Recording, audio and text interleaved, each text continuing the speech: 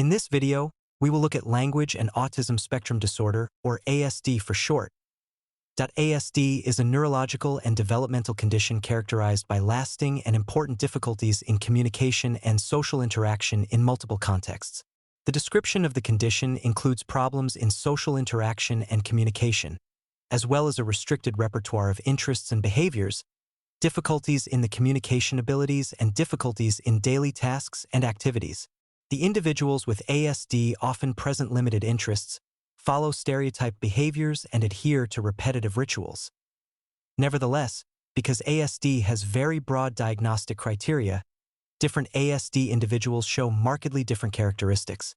Specifically, ASD children have very diverse developmental backgrounds and differ significantly in the extent to which they master, vocalize, and express language in the form of grammar and vocabulary. Overall, 3 out of 4 ASD children show some impaired language abilities by the time they enter kindergarten, which may be mild or extreme, while 1 in 4 autistic children show typical or even exceptional language abilities by the age of 5. Although difficulties in the functional language are an important indicator of ASD in early life, difficulties in speaking and communicating through language are not at all uniform, and this fact means that providing a prognosis and devising interventions can be particularly challenging. However, the level of language skills and abilities in childhood significantly predict the future outcomes of people with ASD, like academic success and living as an independent adult.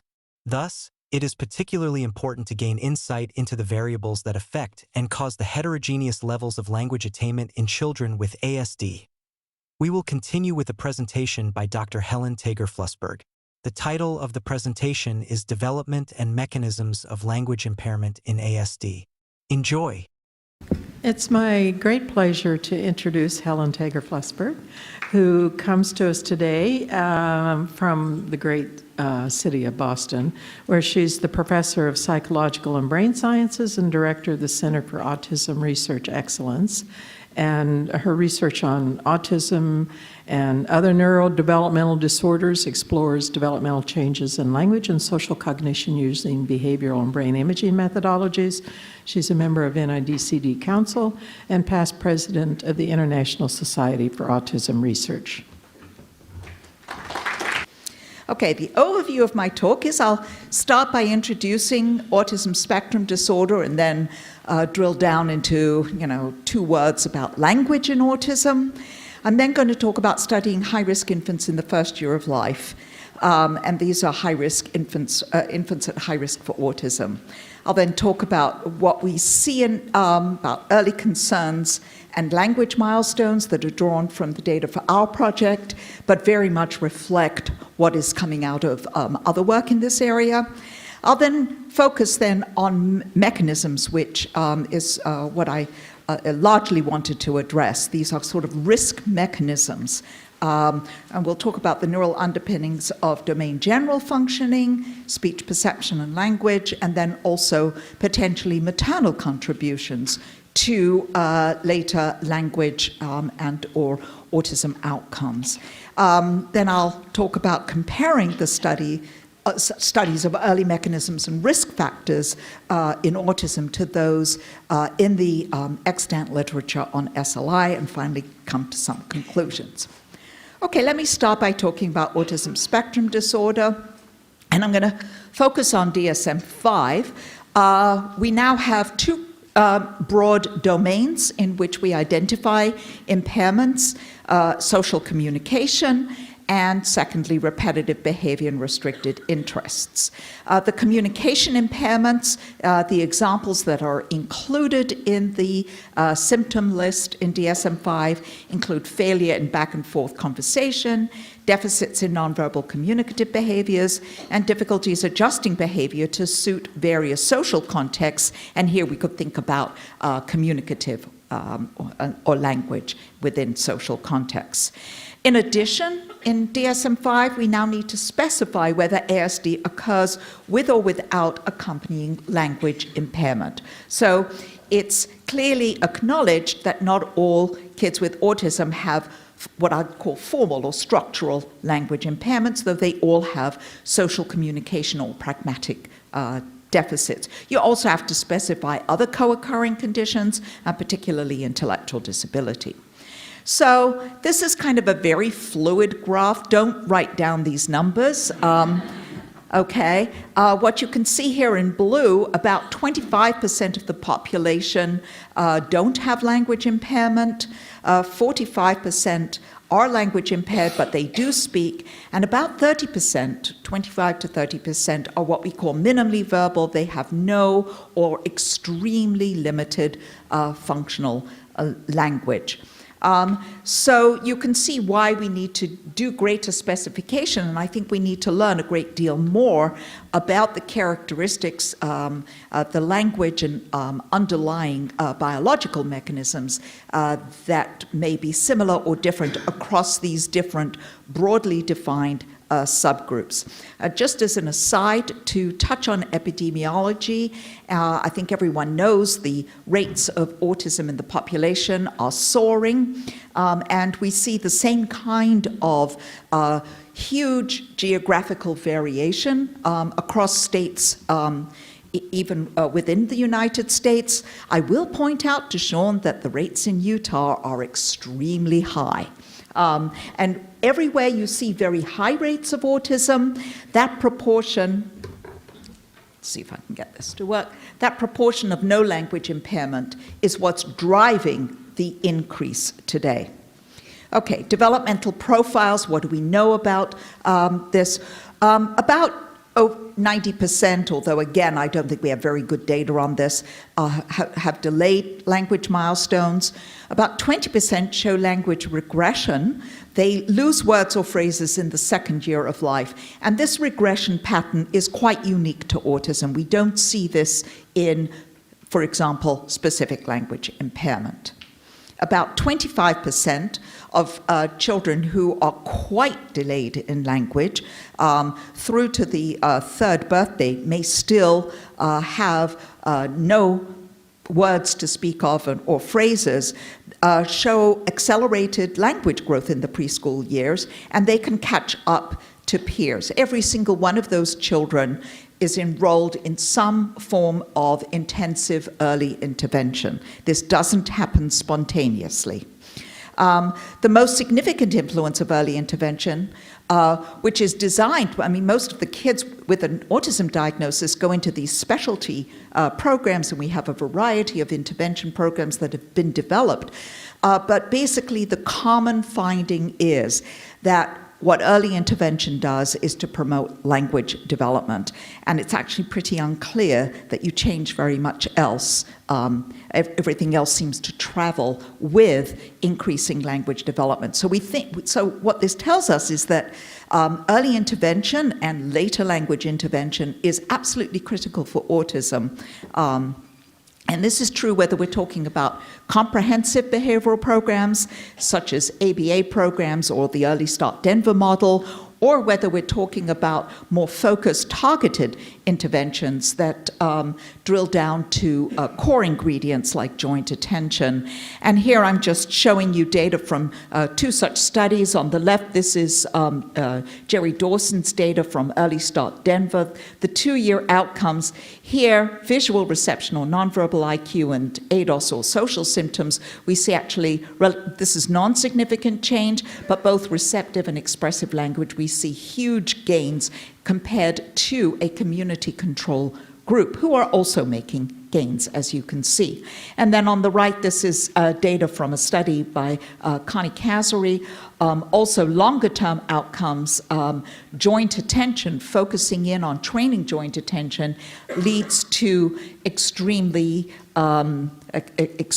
efficacious changes in particularly expressive language.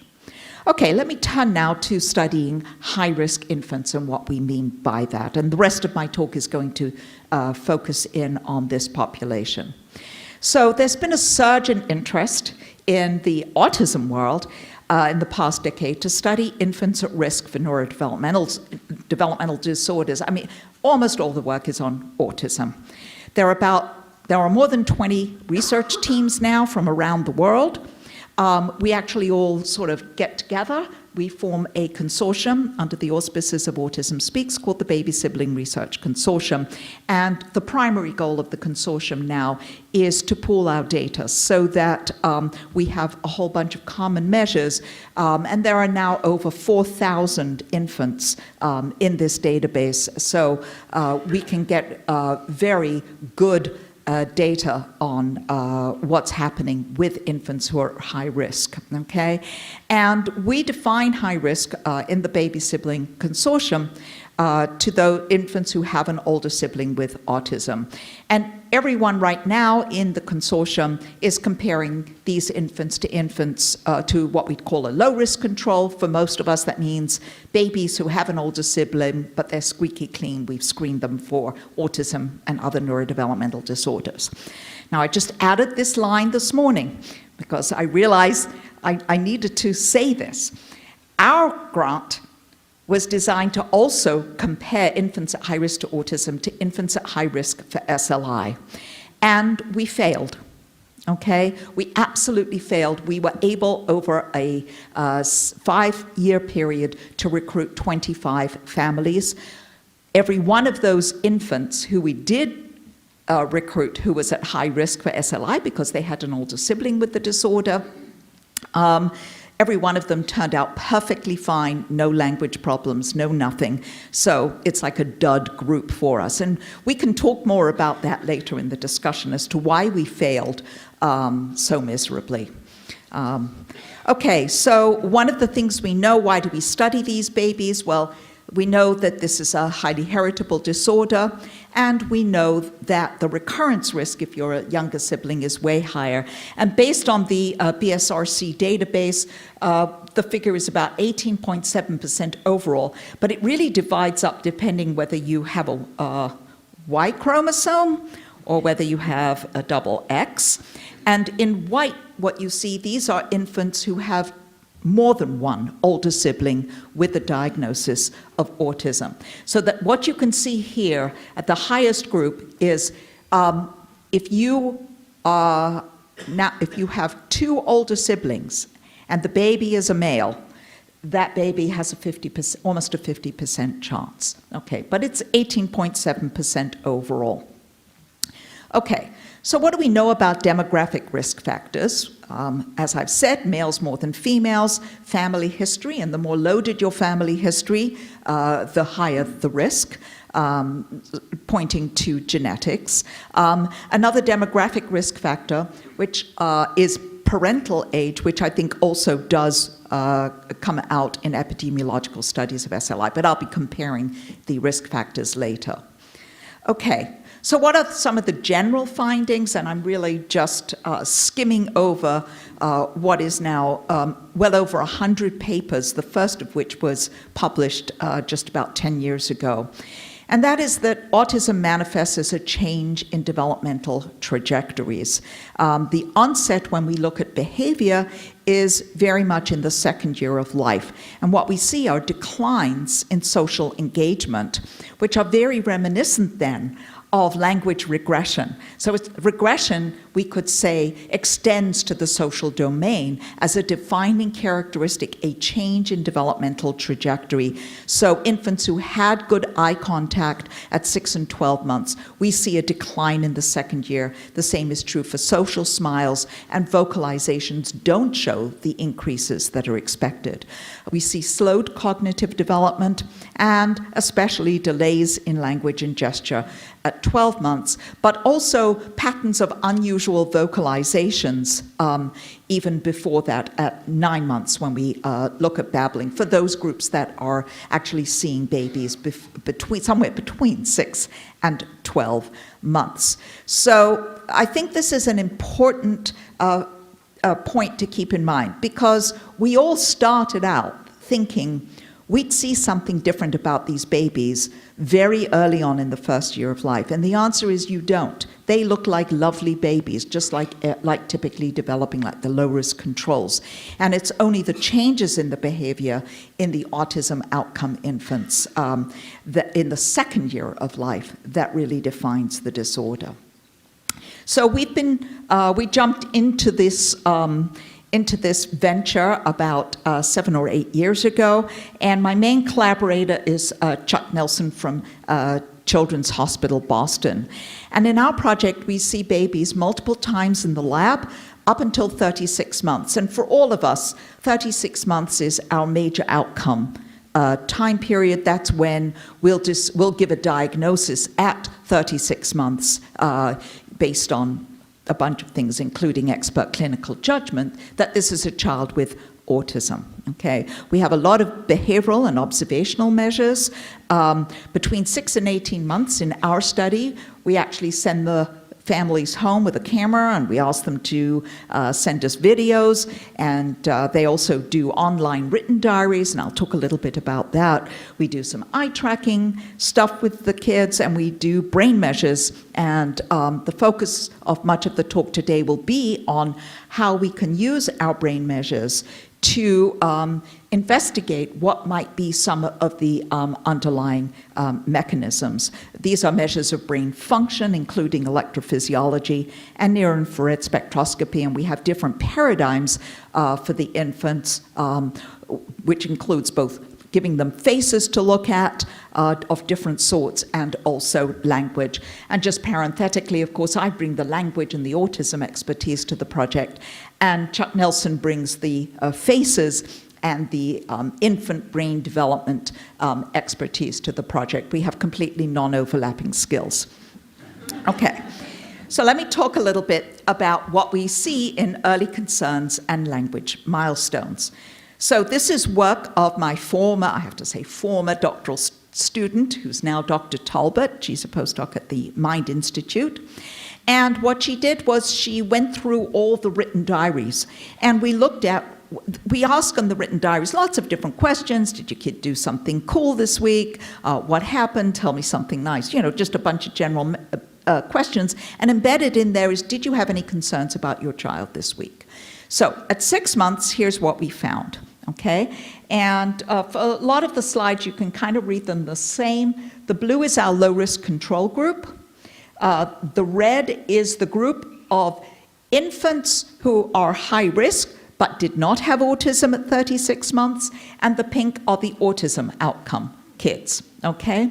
And what you can see is we've divided the concerns into the sort of domains, the social communication domain and the repetitive behavior and restricted interest domain that are part of the defining characteristics, and language. And you can see that for everyone, they're worried about language at 6 months. Are you kidding? Okay. But what is important to see here, it's the high risk who don't have autism. Those are the moms who have the most concerns. And let me say, there's no relationship to reality here. This is just what moms are feeling, okay? Ditto at 9 months, okay? And it's still the mothers of the infants who don't end up with autism who are expressing the main concerns. At 12 months, we see a flip. And now all of a sudden, we do see that mothers of infants who later turn out with autism, so you can see these are the biggest change, are now expressing concerns. But again, look where their main concerns are. It's always language, okay? Now, we sort of knew this from retrospective studies. We know this from anecdotes and so forth, but this is a prospective study. So I think we see a lot about who's got concerns at 60%, at an almost 60% level. We also looked at their gesture use, and here, this is tokens, and in the lighter pink are types. These are our low-risk controls. These are our high-risk who don't have autism at the end, and they're very comparable, but we can see far reduced gesture use at 12 months in those infants who later are diagnosed with autism. And then looking at early vocalizations, and this is ongoing work, soon to be submitted, by my wonderful doctoral student, Karen Chanowski, who's sitting right here. She looked at early vocalizations at 12 months, and this is just to cut to the chase. These are the low-risk controls, these are the autism negative outcomes, and these are the kids who end up with autism. And so we can see that they are vocalizing less. And if you have questions to drill down into these data, you can address them to Karen.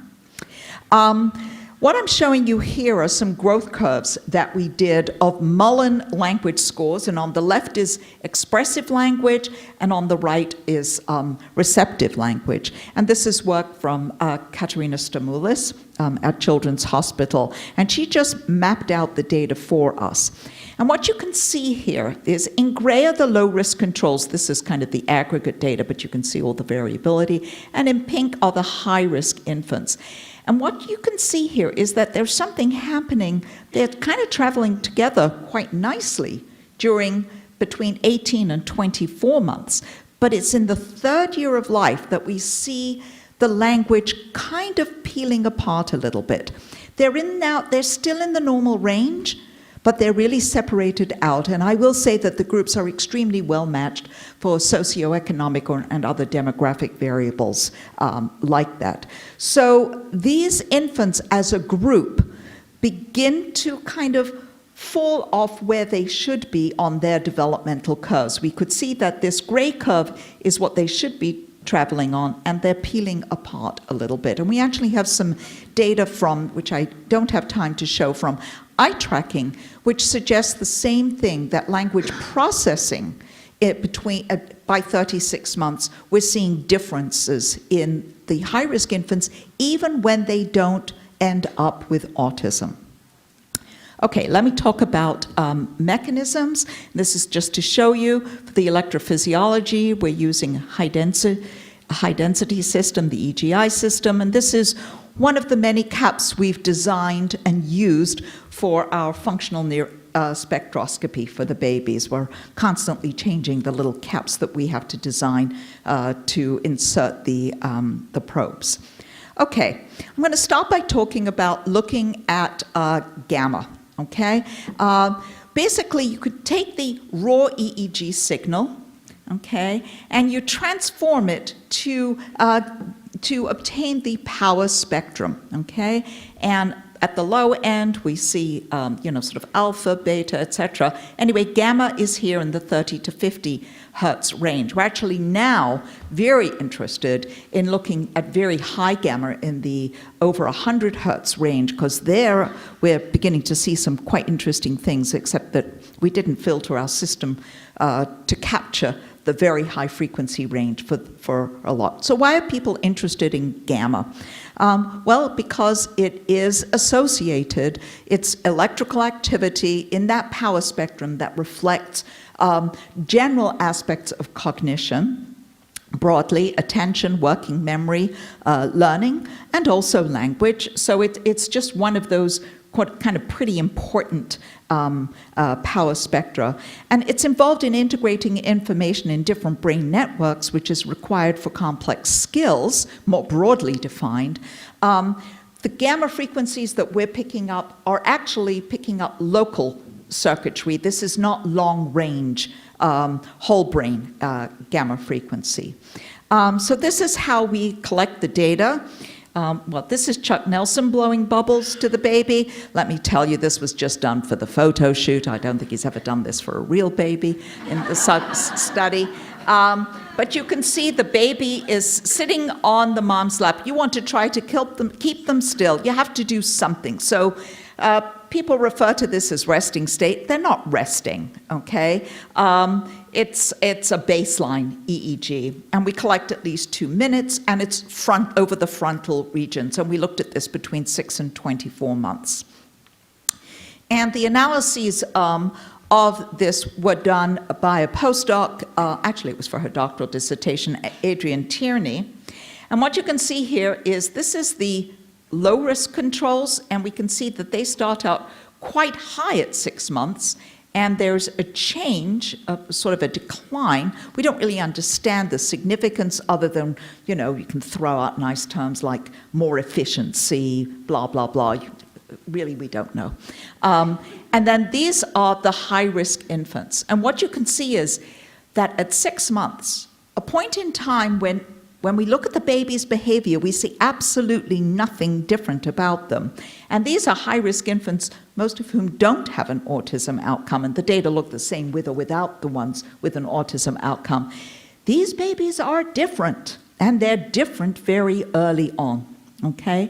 But by the time we see them at 24 months. They're pretty much at the same point. So again, I think the important point here is it's all in the developmental trajectory, not just taking cross-sectional time points.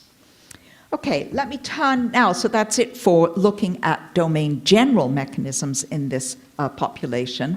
Let me turn now, I'm going to focus much more on speech in the first year of life, since this is Asher. Okay, so we started out thinking that what would be really interesting to look at in high-risk infants is the phenomenon of perceptual narrowing, which takes place at around 9 to 12 months, which, according to Pat Cole, is related to attending to the linguistic environment in social context. So the idea here is that, of course, early on, we can discriminate all speech sounds, and then by 12 months, we're only able to discriminate speech sounds that are phonemic in the language to which we're being exposed in our social contexts, okay? So we asked the question, and we got an awful lot of money. All our grant proposals in that first round were built on this fabulous hypothesis.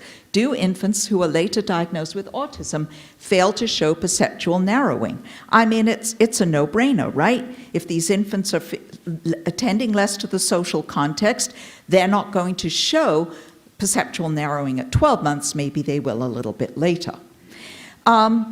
We also know that there's a lot of work showing that children and adults with autism and their first-degree relatives who are unaffected show atypical brain asymmetry. They're generally not left lateralized for language. Of course, there's enormous variability, but they're far less likely to show standard left lateralization. They may show reduced or equal, or even in some cases, reversed lateralization. And so we could use the data that we collected in to look at perceptual narrowing, taking a later part of the waveform to ask whether infants at risk or who are later diagnosed with autism show atypical lateralization to speech. So this was work by another one of my former doctoral students, Annie Seary. And we took one of Pat Cole's research paradigms, and it's a double oddball procedure. And basically, the baby, still sitting on mom's lap, is hearing da, da, da 80% of the time. 10% of the time, they hear a native contrast ta, which we can all hear. And then 10% of the time, they're hearing a non-native contrast, which I'll attempt to produce da. Okay, which you shouldn't hear as being different from da, unless you're Hindi speaking. Okay, so as I say, at 6 months we expect all the infants to differentiate the standard and the non-native contrast, the ta, and by the non-native da, but by 12 months not to do so. And here are the data, 6 months, 9 months, 12 months, low risk, high risk, and basically, what you see here is at 6 and 9 months, we see faster peaks. I'm showing you the actual peaks here. In the P150, that's the part of the waveform that's most sensitive to these consonant differences, to both the deviants, both the da and the ta, relative to the da, which is in the solid blue. We see that in both groups, okay? By 12 months, we see that only to the native deviant, to the ta, are they showing a differentiation. And again, we see this in both groups. There is no interaction with group at any age, and we've looked at this in replicated samples. So that hypothesis went down the tubes, the perceptual narrowing one. But that's always so much more interesting because that's what gets you to look at more things in your data. So what Annie went on to look at was the late slow wave. So that occurs kind of in this region, 300 to 700 milliseconds after 6, 9, and 12 months. Here in the low-risk controls, what you can see is at 6 months, the amplitude is the same in both the left and the right hemispheres, different by 9 months, and continuing to be different. So beginning to show some lateralization, the emergence of lateralization to speech sounds by 9 and 12 months. In contrast, we don't see any developmental change in the high-risk infants, okay? So we're seeing here now our first peek at something. We could say it's at 9 months even, and we didn't follow this out with the same paradigm to see what happens over time. But I would suspect that this atypical lateralization continues because we know studies of older children or parents of kids with autism who themselves don't have autism show this atypical lateralization effect. And I think it's really interesting to see how early it emerges. Well, we then separated, once the samples got larger, Annie went back and divided up that high-risk group into high-risk infants with an autism outcome, high-risk infants who are just like low-risk controls. Their behavior on all our measures is perfectly normal, the typical kids. And then we've got the high-risk infants who show atypical behavior. They don't have autism, but they're showing elements of what's called in the literature the broader autism phenotype. So their language may be a little bit off. Their social scores not in the autism range later, but at 36 months they've got lower language and or some social impairments, and that's our atypical group. And these are the lateralization data. What you can see is we see this nice lateralization, this kind of higher amplitude in the left hemisphere for the low-risk controls.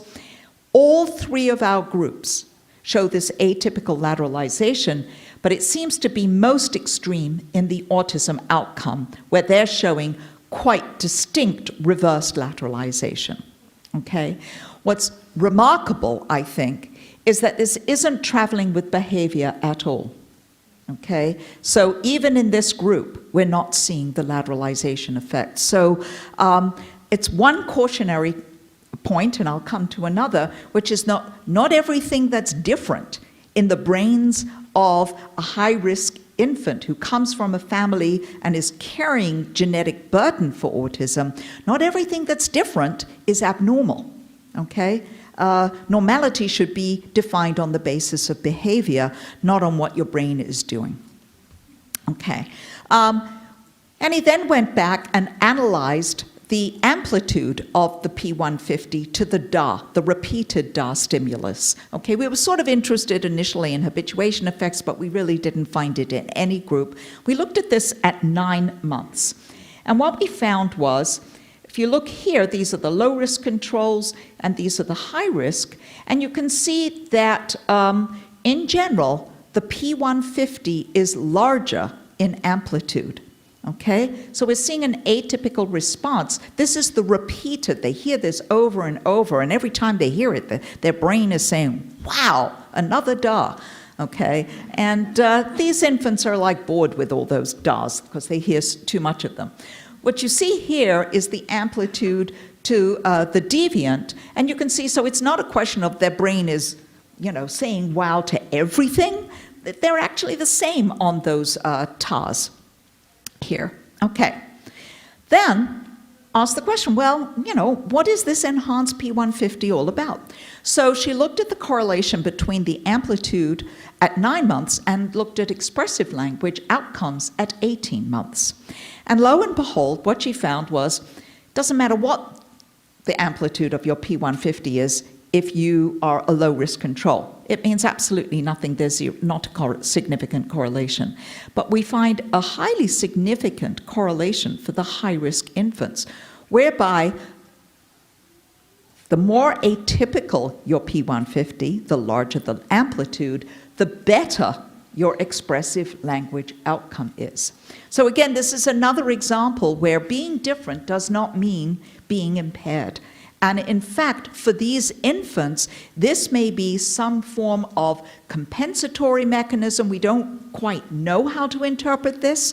Let's be honest, it's a bit of a fishing expedition. But we did find this, and I think it's really interesting, that there is something different from the start about how the brains of high-risk infants process language, and I will say that all our kids did acquire spoken language, even the ones with autism. We don't have any minimally verbal kids in our sample.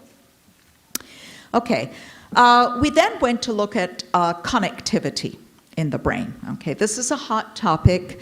You know, if you look up, you know, what's the general hypothesis about what's different in the brains of people with autism? Well, they have different connectivity between brain regions. So we know anatomically there seem to be fewer long-range connections. That includes, say, the arcuate fasciculus, so between regions, particularly in children and adults with autism. And when we look at functional connectivity, and you can do this in a variety of ways depending on whether you're doing MRI or EEG, we also find reduced connectivity, both intra and inter-hemispheric connectivity. This is a quite replicable finding across studies. So we asked, how early do these connectivity differences emerge? And are they specific to autism outcome infants? And this was work done by two postdocs. Well, this is Adrian Tierney, now a postdoc, and then Julia Riggi. And they looked at connectivity, and their measure was event-related coherence in gamma between frontal and parietal regions of interest, okay? And it was during the speech task. So basically, they took that window right after the onset of the speech sound, the sort of 150 to 300, the same window in which we're seeing the P150, and asking how synchronized or similar are the signals in the different regions of the brain, reflecting the strength of the functional connection. And in blue, I'm not sure how well it stands out here, these were our regions of interest. These were the electrodes we used in the left and the right hemisphere. And these are what the data look like, the coherence at 6 and 12 months. On the left, we see 6 months, and we can see there's no group differences. And on the right, we see 12 months. And what you see is for the low-risk controls, as we'd expect, coherence is increasing. And we see the opposite pattern, the opposite developmental pattern in the high-risk infants. Okay? And we see that here there's a statistically significant difference between the groups. When we break out that 12-month data by outcome, who does have autism and who doesn't, what you can see here is a pattern that emerges across a lot of studies of high-risk infants. The most reduced, the lowest level of connectivity are in the autism outcome infants. Here, we have an intermediate pattern for the high risk, but who don't have autism, and the greatest at 12 months in the low-risk controls. We then, I don't know, how am I doing for time? I'm good? Okay. We then looked at connectivity using a different technology and a somewhat different paradigm. And this was work that's done by another postdoc, Brandon Keene. And what the infants were doing, and we started this work when the infants were 3 months, it was a paradigm that I think we borrowed from Janet Worker, who's done a lot of functional near-infrared spectroscopy work with typically developing infants. The babies are listening, they're wearing that cute little blue cap I showed you, and they're listening to different syllables, artificial words, either ABB patterns or ABC patterns, so penana, belotti, etc. Okay. And we compared them at these different ages, and then what Brandon did was to investigate the connectivity. And near-infrared spectroscopy is often called the poor man's functional MRI. And basically what it is you are, like in fMRI, you're picking up blood flow, but you're using these light electrodes, and you look at both oxygenated and deoxygenated blood separately. Okay, for this particular paradigm, we use the following regions of interest in the left and the right hemisphere: frontal, sort of temporal, parietal, left and right hemispheres. Okay? And these were the findings. And he's basically, again, using a statistical coherence measure, how well correlated the signals were in the different regions of the brain. And let me walk you through these. Okay? So this is regional connectivity.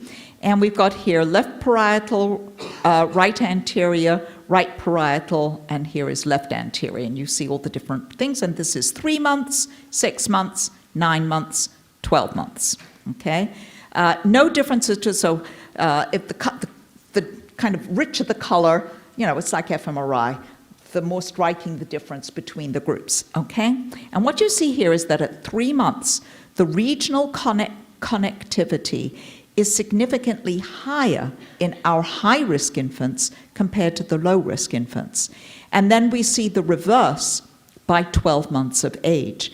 And in particular, we see far stronger intra-regional connectivity in the left hemisphere for the low-risk controls compared to the high-risk controls. But we also see somewhat significant so left and right frontal, left and right parietal regions.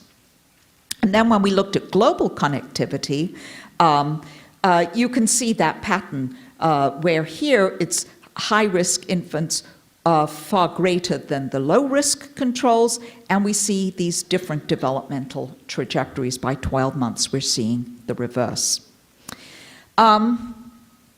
Okay, so that's it for brain mechanisms, and now let me talk about maternal behavior. Between 6 and 18 months, our moms recorded these videos. We gave them some vignettes we wanted them to do with the babies, playing with novel toys, etc., etc. And the data complement what we collect in the lab, but provides us with a fairly naturalistic mother-child interaction, from which we can ask the question, and I'm just going to go through these slides quickly and not go into the details of all the different work here. Are moms of high-risk infants interacting differently with their babies, particularly around language and gesture? And are the mothers of the infants who end up with autism interacting differently to the other two groups? So this is looking at maternal responses to infant vocalizations at 9 months. And suffice it to say, all three groups are doing exactly what they're supposed to be doing, okay? They're responding positively. They're giving much more reinforcing feedback when the baby produces a lovely consonant vowel syllable than when they're just doing vowels. And so we see no group differences. The moms are all doing the right thing. This is during the toy drop. What does the mother drops the toy, and then we see what does the baby do and how does the mother respond to the baby trying to get the mom to get the toy back for him or her. And, you know, do they request? Do they ask a question? Are they commenting? Blah, blah, blah. No group differences. And then we looked at maternal gesture at 12 months. And here there's a lot. I also have outlier dots on my box plots, so you can see there's a lot of variability. But we see that the low-risk controls are pretty much equivalent, but there's a lot more variance about the mothers of the infants who end up with autism. The group that's actually gesturing the most are the mothers of the infants who don't end up with autism, okay? But again, we're not seeing that these mothers are doing the wrong thing with their babies. So to summarize, there's differences in the first year of life in frontal gamma power. This is related to risk and not to outcome. We also see an atypical neural response and cortical organization, and reduced neural connectivity in the brain systems underlying speech and language. Here we found more extreme differences in the autism outcome infants, but we also saw the same pattern and direction of findings in those infants who don't end up with autism. And we found no differences in maternal, linguistic, or gestural behavior. So let me turn now and compare this to SLI. And as you know, based on what I said at the beginning, this is not my own data, this is culling from the literature. And what I want to ask here, what we're picking up here is we haven't found anything that's particularly definitive in predicting to autism. When we want to predict to autism based on the work that's been done with these high-risk infants, we're going to need to develop a risk model that incorporates a whole bunch of features, none of which can stand alone in telling us that at 36 months, this is a baby with autism. And I think we're currently working on pulling our data together to develop these kinds of risk models, and our expectation is that demographic, behavioral, and most especially neural response patterns in the first year of life are going to be important components of this multifactorial kind of model. So what do we see in the literature on SLI? Okay, males versus if you're a male, you're more likely to have SLI than females, okay? Family history, that's actually carries a huge proportion of the variance where we see it. Parental concerns, okay? Delay in early gesture use and language milestones, and slowed growth in language during the preschool years. Identical to the data that I showed you on autism. What do we know from neural and cognitive mechanisms?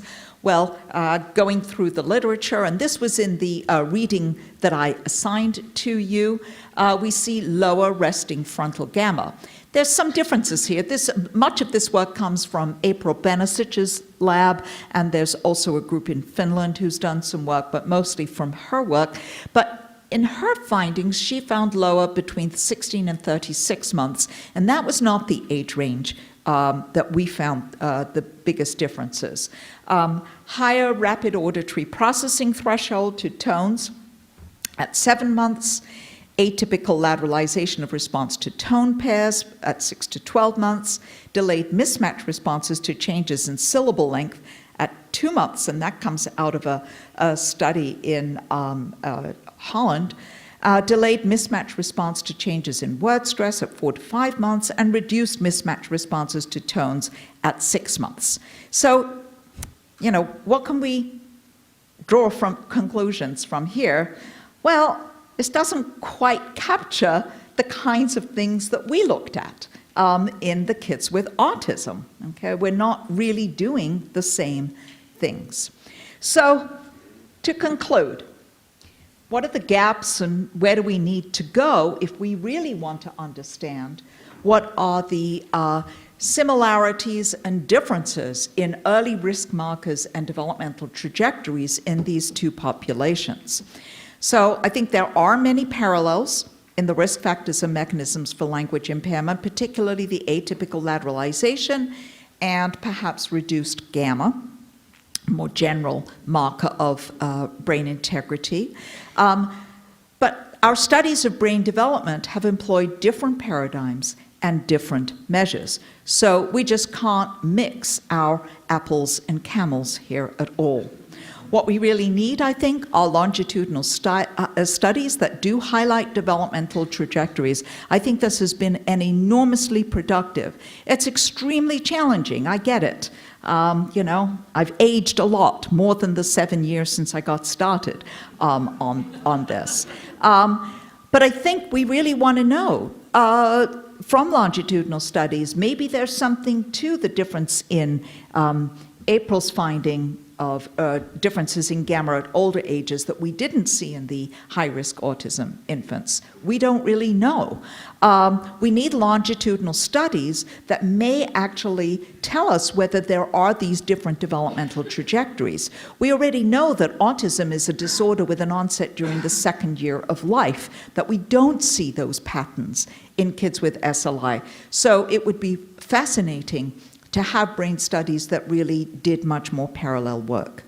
And finally, my one tiny little clinical implication, since I'm not a clinician, is that studies of risk, I think, do contribute to the development and implementation of targeted early or preventive interventions, because we see that across these two populations, there's a lot of vulnerabilities, particularly in the domain of language, and we're really not doing enough. And certainly the literature on autism and early intervention suggests that we can make an amazing difference in the lives of infants who are captured very early on. And if we can pick out those infants who are at the highest risk, we may be able to do far more to improve the outcomes and perhaps begin to slow the ever-rising prevalence rates in our society. And so then just to thank everybody, my funders, my collaborators, our labs over time, and most especially the children and families who participate in the projects that I talked about today. And thank you all for listening.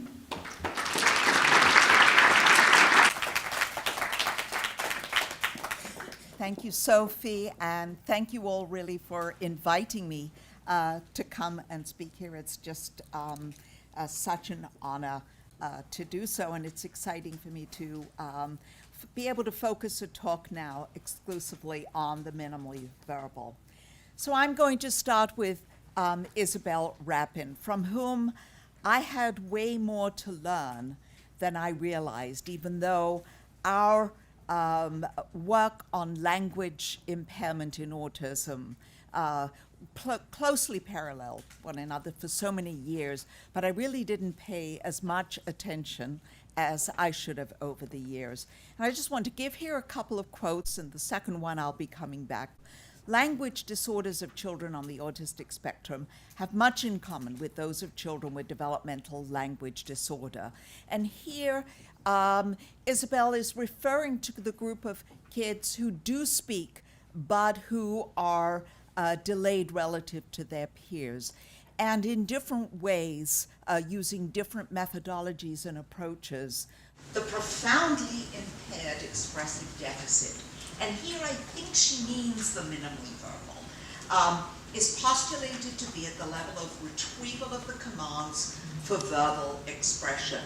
And she notes in this paper, as well as in several others, that really we don't know much, but her ideas, I think, are very profound, and I'm going to come back to them at the end of my talk.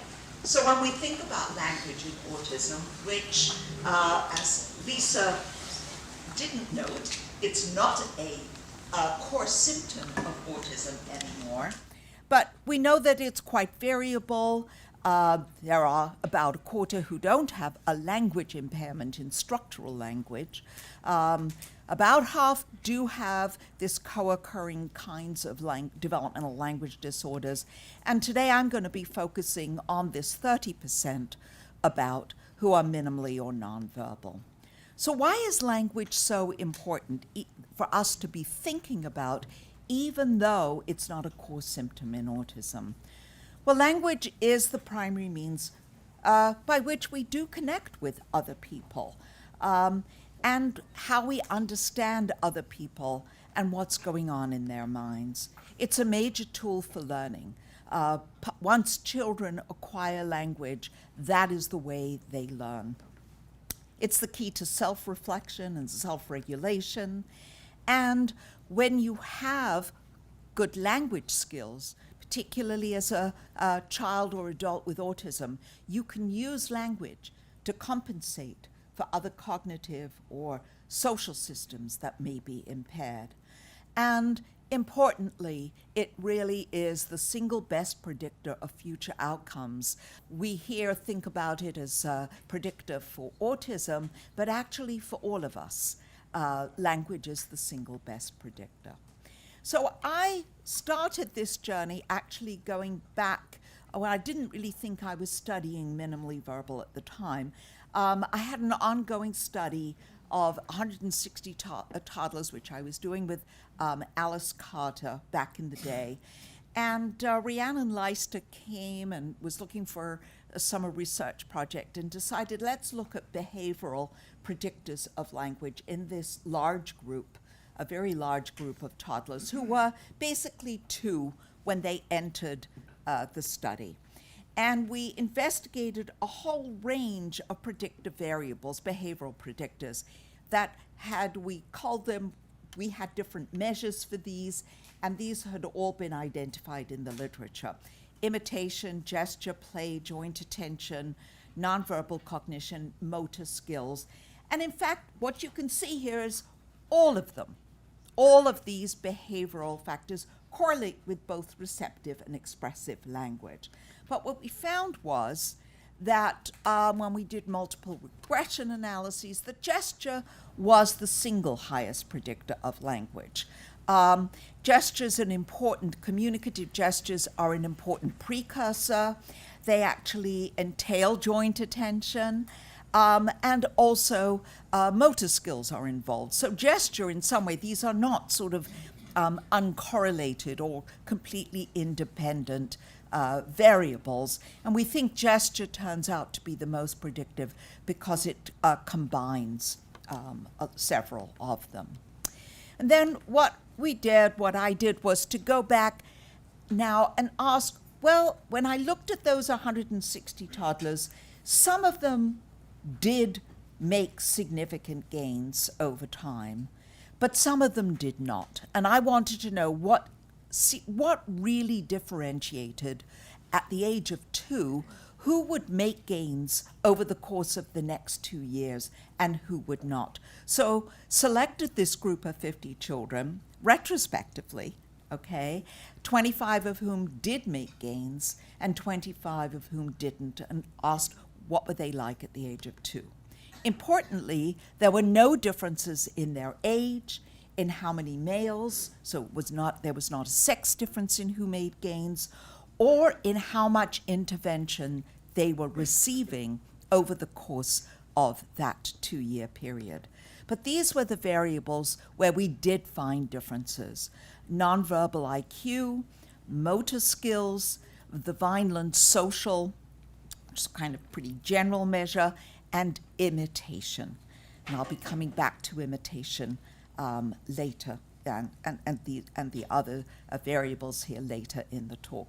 But this was all in toddlers going into preschool, the preschool years. And those 4-year-olds who we didn't follow afterwards, it's always impossible to get funding to continue to follow longitudinal samples. Some of those 4-year-olds may still have made significant gains, but others would not.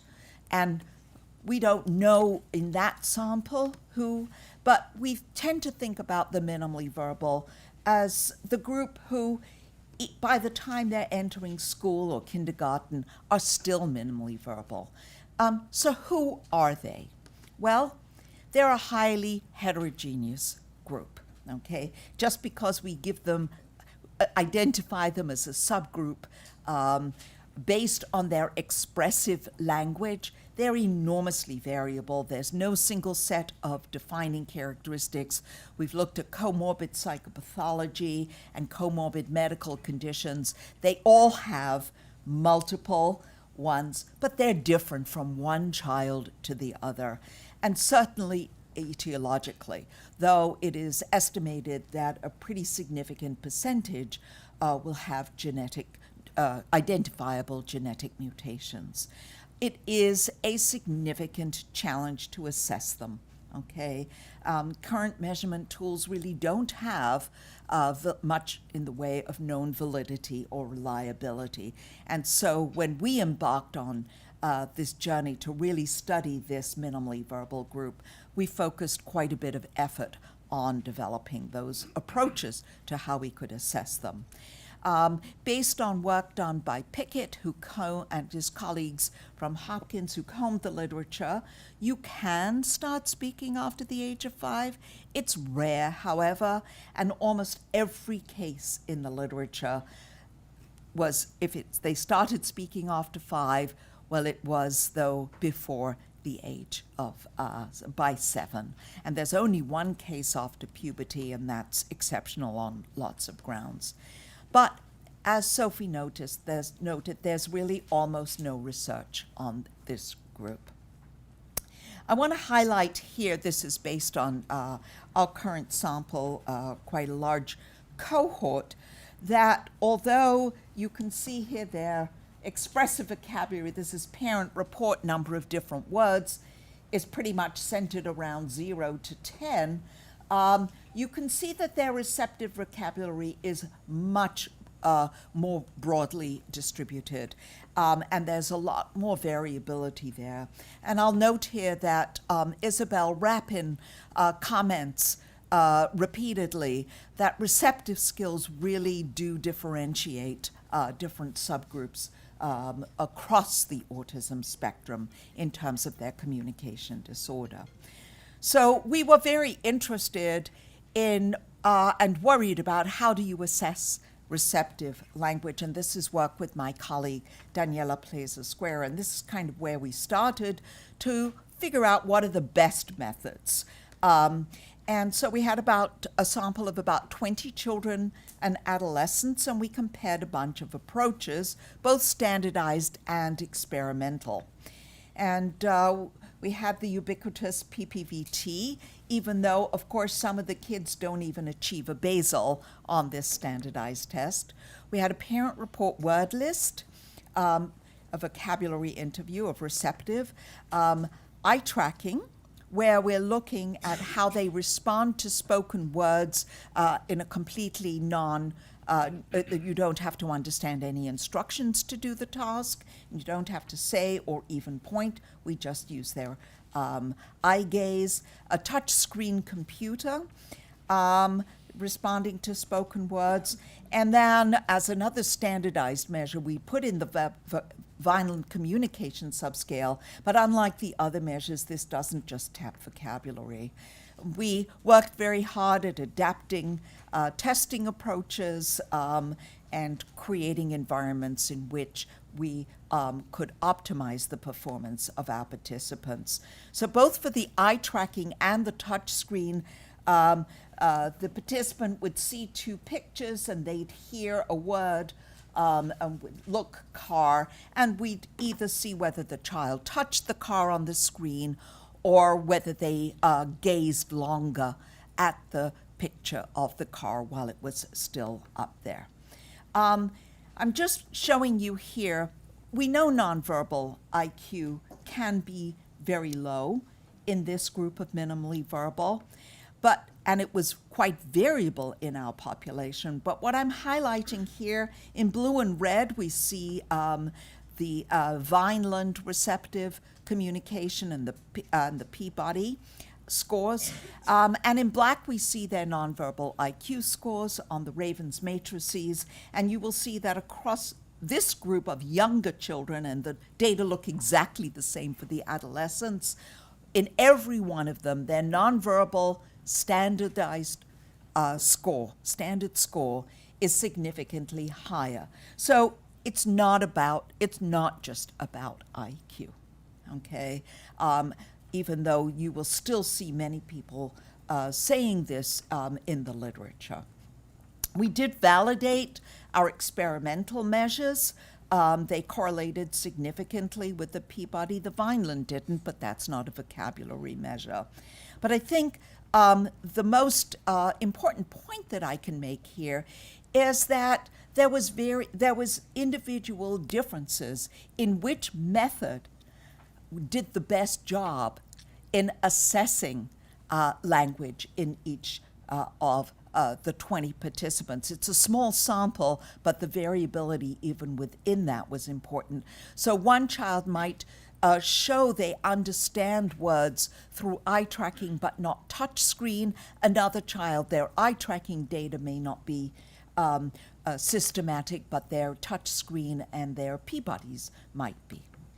So let me move now into the main part of my talk, and the question that really is the one that hooked me into wanting to study this population, and that is to ask the question, why don't they speak? Okay. Now, there's many potential cognitive and neurobiological explanations. I'm going to tell you right now, the punchline is there's more than one reason, and there's variability about why different children are not speaking too. So we're not trying to find the answer, but we're identifying the multiple answers that I think explain why these kids don't speak. Lack of motivation, they don't understand the fundamentals of intentionality in communication, may have symbolic deficits, imitation, intellectual disability, language learning mechanisms, the capacity to process sounds and speech, or specific linguistic and speech motor movement factors. And I think we have evidence for all of these variables being predictors of spoken language impairment in this minimally verbal population. Let me start with the behavioral correlates, where we picked up with older minimally verbal children what I had done with Rhiannon Leister with the pre-verbal toddlers, and that is to look at the whole bunch of behavioral measures that we had. And here we were just predicting to expressive vocabulary, and this is the work of my doctoral student, Meredith Pekukonis. And we looked at initiating behavioral regulation, joint attention, play, imitation, IQ, and age, because we had 43 children and adolescents who were widely varying in age, but who met the criteria that they were minimally verbal, which means on an objective level assigned to Module 1 of the ADOS. Okay, well, we did not find that initiating joint attention, behavioral regulation, or age was a significant correlate, but the others all were. And importantly, our social communication variables responding to joint attention, play, and imitation remain significant predictors even after you accounted for nonverbal IQ. So we do have some behavioral predictors, but they account for significantly less than half of the variance. So this is clearly not everything that's going on. It's not about just more severe autism, if you will. So what else is contributing? Well, I'll talk about two main lines of work. One is processing sounds, particularly in so-called complex environments, and then go on to talk about speech motor impairments, or quotes, apraxia of speech. Okay, and I'll put in number 3 here, which is that there are clearly other factors that we have not focused on at this point, so they're yet to be discovered, and I'm hoping that I'll stimulate some interest in all of you to begin to pursue this. And I have to say that it's, I think we feel that we've made some traction, some inroads into this field by actually looking outside the field of autism for potential answers, for potential methods, and particularly for potential computational models that have been developed in the basic auditory and speech neurosciences, and bring them to bear, even though they weren't developed with autism in mind. But how do these foundational computational models help to enrich our understanding of this aspect of autism, the failure to acquire spoken language? So let me start with auditory attention, and this is work that I've been doing with my former colleagues, I have to say now, unfortunately, Barbara Shing Cunningham and La Wang. Barb has now moved to Carnegie Mellon University, and she's an auditory neuroscientist who's done a huge amount of research and talks about how sounds themselves are organized into scenes. We certainly understand the visual world in that way, but in fact sounds are as well. The more you can segregate the multiple sounds. Right now, you think you're just hearing my voice, but actually there's lots of other sounds going on, but you can still follow my voice because you're pulling it out of the ambient sounds out there, okay? And this is a lovely illustration that Barb, a visual analog, that when you color code the words, they're so much more readable than when they're all in a single color, because these are not segregated. So this is a visual analog of what we mean by segregation. So in this experiment, we were using ERP to simply ask, how do you perceive sounds? Can you pick out an oddball sound? It's a very classic paradigm. And the trial structure, we had 3 different types of trials. You just hear a single stream of sound, and one of them is a deviant. In this example, it's louder, but we actually counterbalance, and on the other half of the trials, it's quieter. Then we present it with an overlay of sounds at a different frequency, but far enough apart that most people can still detect the deviant, okay? And then in the integrated condition, where the overlaid sounds are so much closer and much harder to pull apart, in most cases, it's impossible to detect the deviant.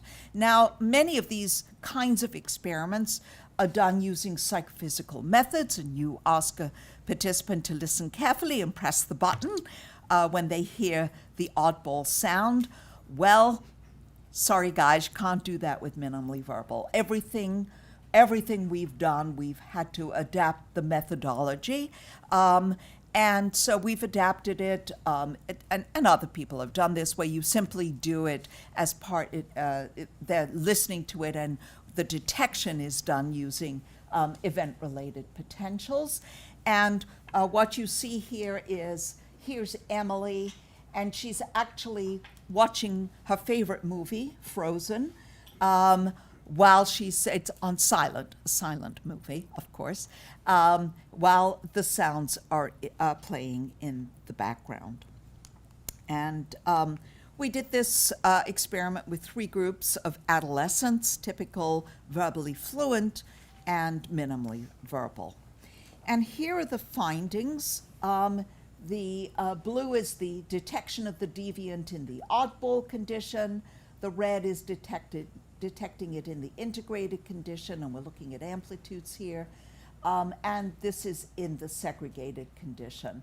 And while we actually see the typical participants a little bit more, I think what I love about this graph is the variability, the individual variability. And in fact, we did not find any group differences when we looked overall, okay?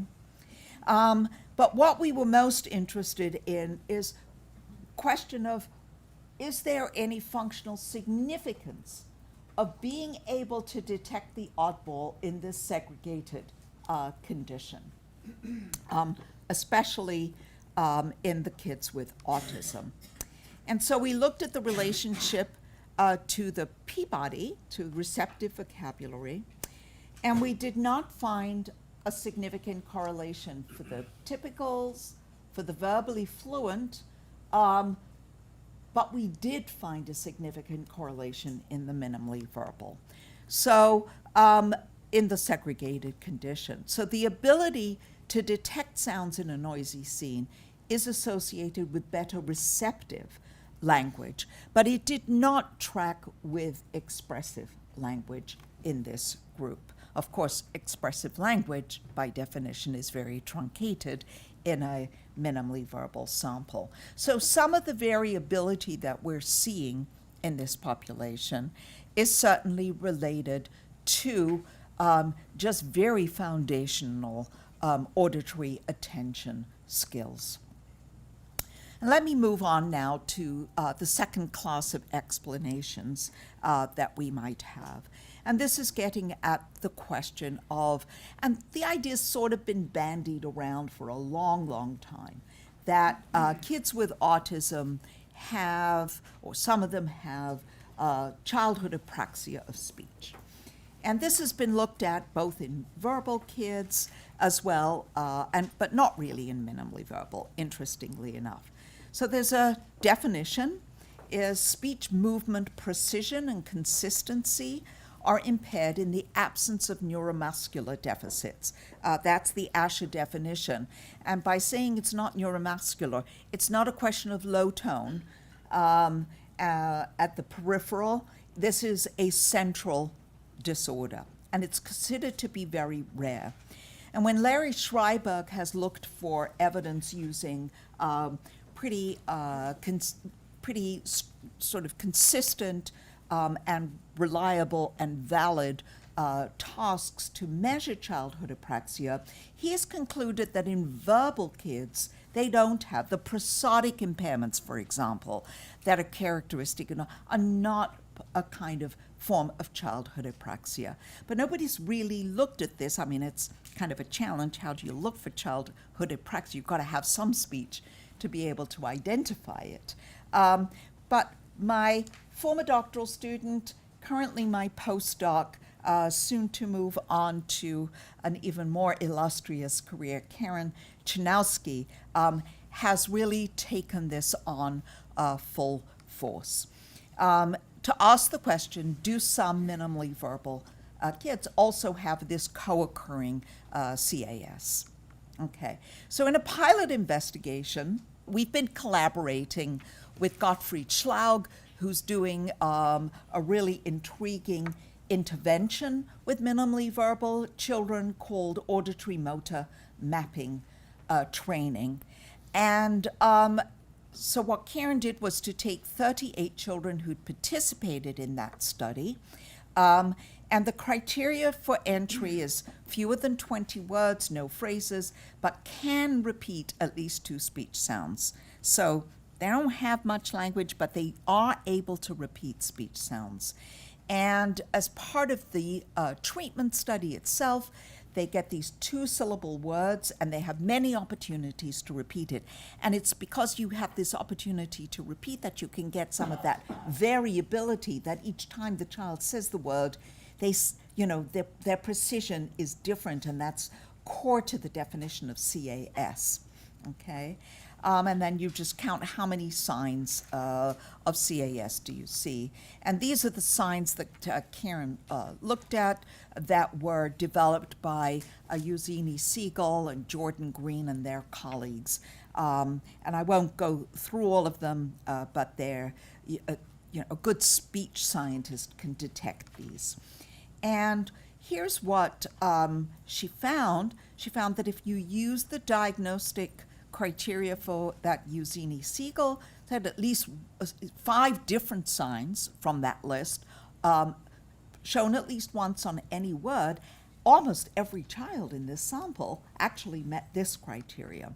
When she used a more conservative criteria, that the sign appeared at least 3 times on any one word, almost 2/3 met criteria. But here's the catch. It may well be that, in fact, the entry criteria for this study was biased towards selecting kids with CAS. And so we really don't know how true this is of the broader population. So taking a broader look at speech motor disorder, Karen's moved on now to take an unselected group of 50, so much larger, 57 minimally verbal, with a wider age range, and coded features of CAS in the child's responses on the Kaufman Speech Praxis Test, which is a standardized assessment that we use as part of our protocol. And then she looked at the relationship between speech motor deficits and expressive vocabulary as used in a natural language sample that the child naturally used in conversation. And here's what she found. And what we see on the left is she identified 4 groups. Here's a group just under so this is the blue is the N and red is the percentage, okay? So just under a quarter of the sample did not seem to have any speech motor disorder, which means that more than 3/4 probably did. Here she finds it's just under a quarter who clearly meet criteria for CAS. So it's significantly less than in that pilot sample because they're unselected. But then there's this almost a third who have some other clear speech motor disorder, but not quite CAS.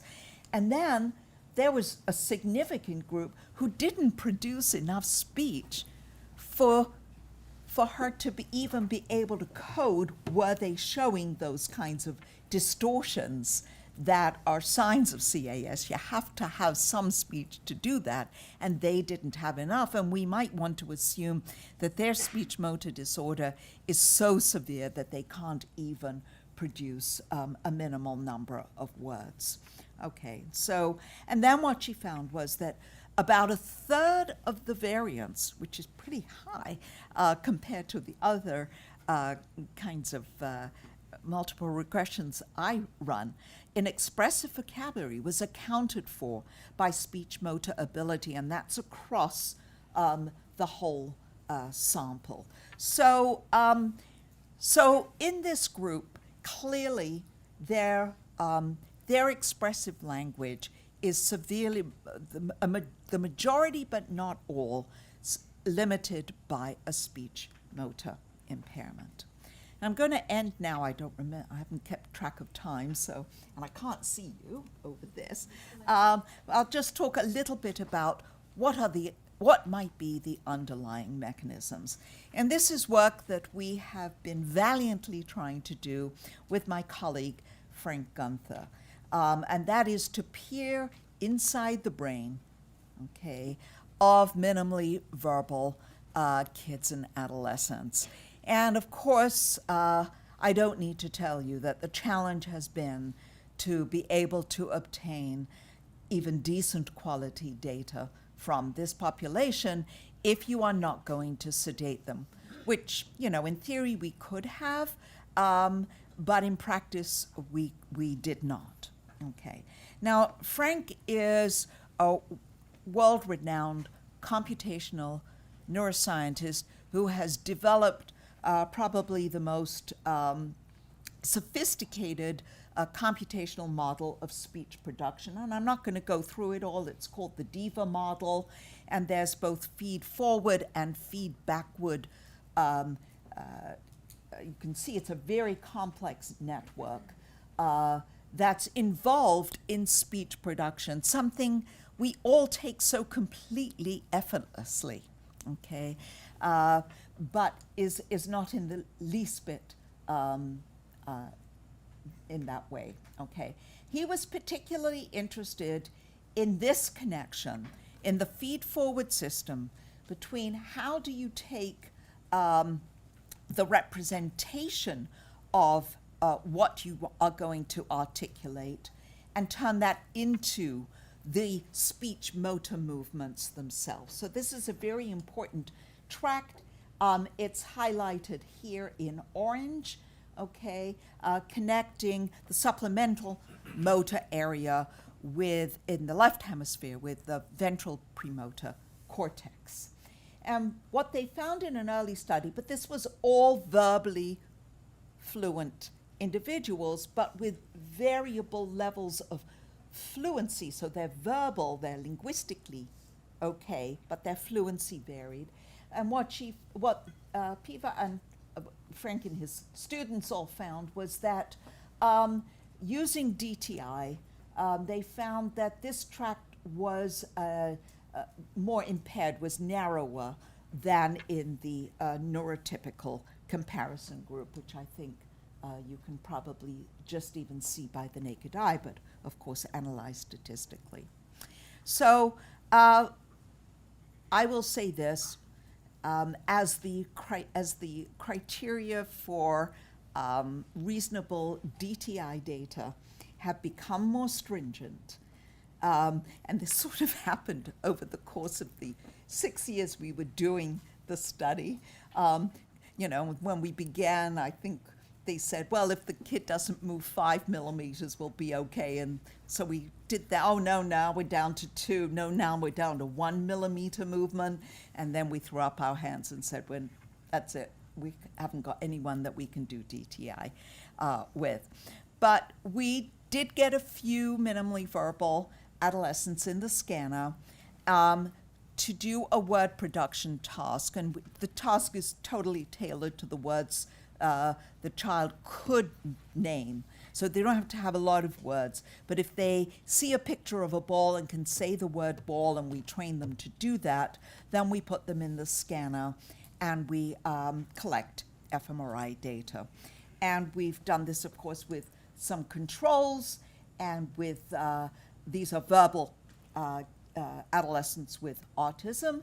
And what you see here is this very nice activation pattern in that region, SMA to prefrontal motor, the motor areas there. And, but there was more variability, in fact, although group-wise there are no differences, that even among the verbal kids there was more variability in the activation pattern. And here I'm going to show you the scan of a single minimally verbal participant. And here's what's striking is we don't see any activation at all. I mean, even in the right hemisphere, okay?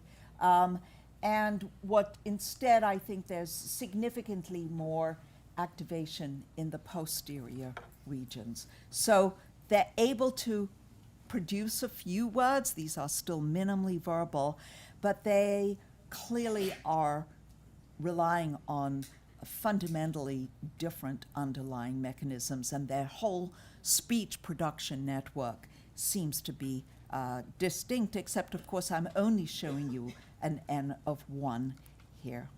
So going back to Isabel's prediction, I think what she's saying here in terms of retrieval of the commands for verbal expression is a rather eloquent way of describing the speech initiation system in the brain that Frank Gunther has highlighted as being important, and that seems to, in fact, for which we are beginning to see some evidence. So to summarize, I do think multiple factors are associated with speech and language impairment in the minimally verbal. Imitation is a key behavioral predictor, but joint attention, play, and IQ are important.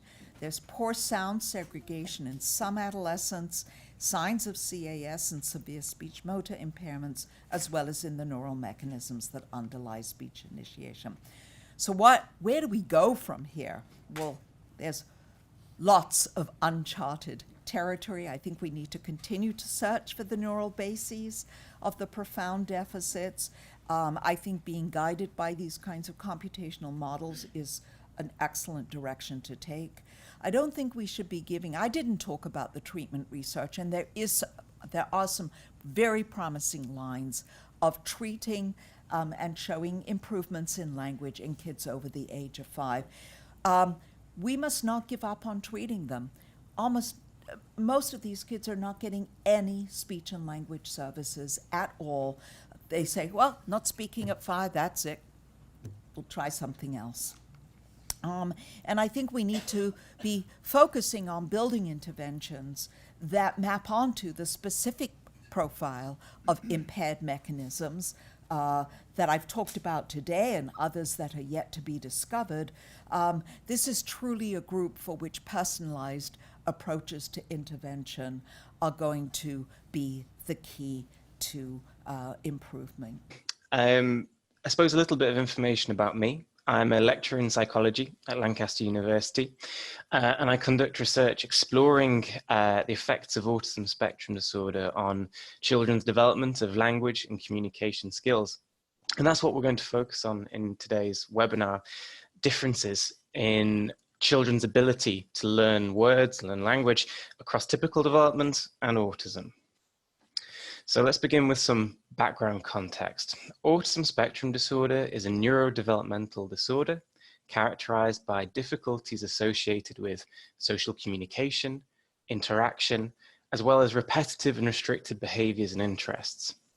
It affects approximately 1% of children across the globe, according to worldwide estimates, and it's more frequently diagnosed in boys than it is in girls. Now, although language deficits aren't a core diagnosis defining criteria for autism spectrum disorder, they are a significant and frequent characteristic, an important feature within the broader constellation of communication difficulties faced by children with autism. Many children with ASD experience profound difficulties understanding and producing spoken language. Indeed, delays in the acquisition of spoken language are one of the most commonly reported initial parental concerns that leads families to seeking diagnoses of autism for their children. While the vast majority of children and eventually adults with autism do develop the capacity for functional spoken language, approximately 25 to 30% of children are minimally verbal throughout childhood. And these children often present with very complex communication needs and alongside intellectual disabilities. And of course, their lives are very challenging. They have difficulty understanding the communications of others, as well as communicating effectively themselves. And given the significance and impact of language learning difficulties for children with autism, researching the profile of language development, strengths and weaknesses, and optimal learning conditions is an important global objective for research and a vital precursor for the development of effective interventions to better assist, scaffold children's learning of language. So thinking about how autism affects production of language.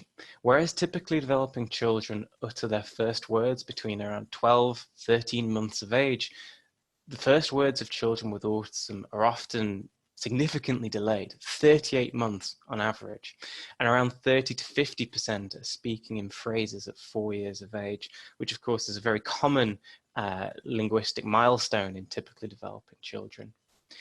Children with ASD tend to have smaller expressive vocabularies than typically developing children of a similar chronological age. So they're saying fewer words. And both the content and the sound of children's productive language can be quite unusual. The way in which children with autism speak can sound different. It may be less varied in terms of pitch. It might have a monotone kind of quality to it sometimes. And also children with autism, many kids with ASD frequently produce echolalic utterances. So echolalia is the repetition of segments of speech that they've heard elsewhere. It might be that they're in a conversation with somebody and they hear their social partner say a sequence of words and then they repeat it immediately.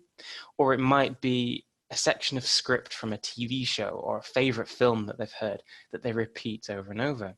Take, for example, the illustration on this slide. An adult caregiver says, "I want some water." The child then goes to the tap, pours them a glass of water, hands them the glass, but says, "I want water." In this case, the language that they're producing isn't actually what they're meaning. They're saying, "I want water," but what they're actually saying is, "Here, I've poured you a glass of water."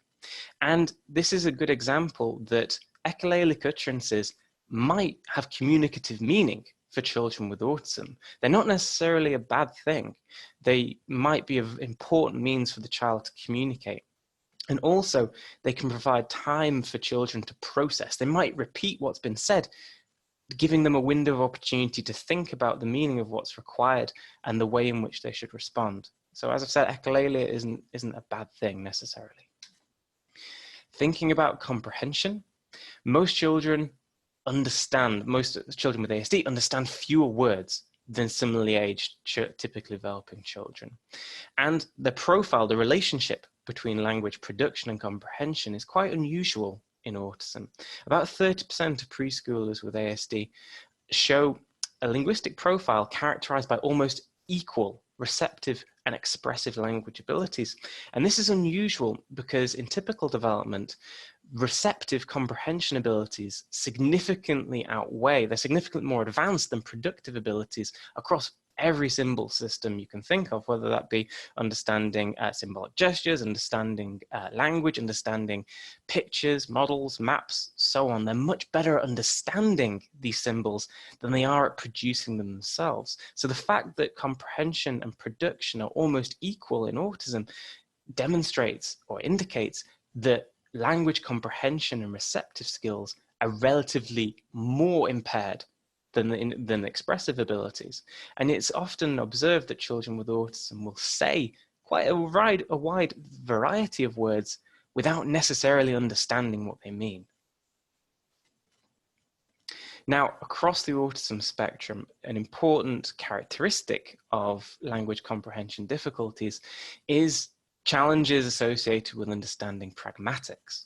Pragmatics refers to social language, the use of language within dynamic communicative interactions. And this difficulty is present irrespective of an individual with autism's general linguistic ability.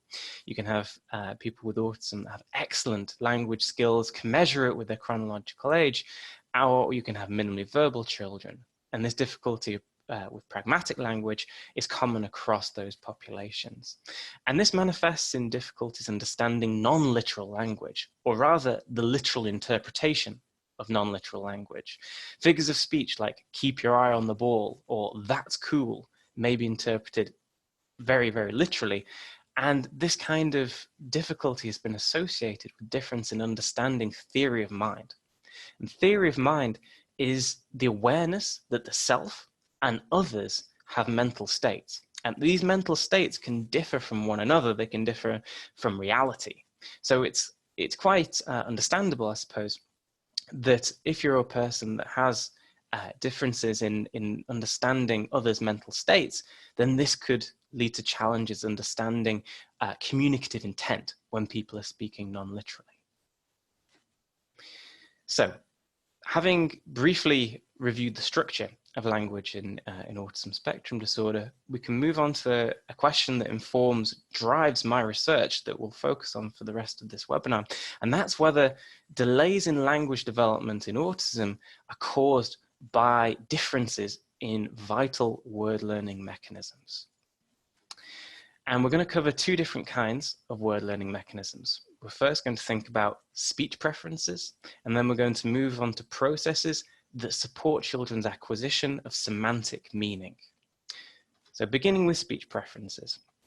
Typically developing children are born with an innate preference for listening to speech rather than non-speech.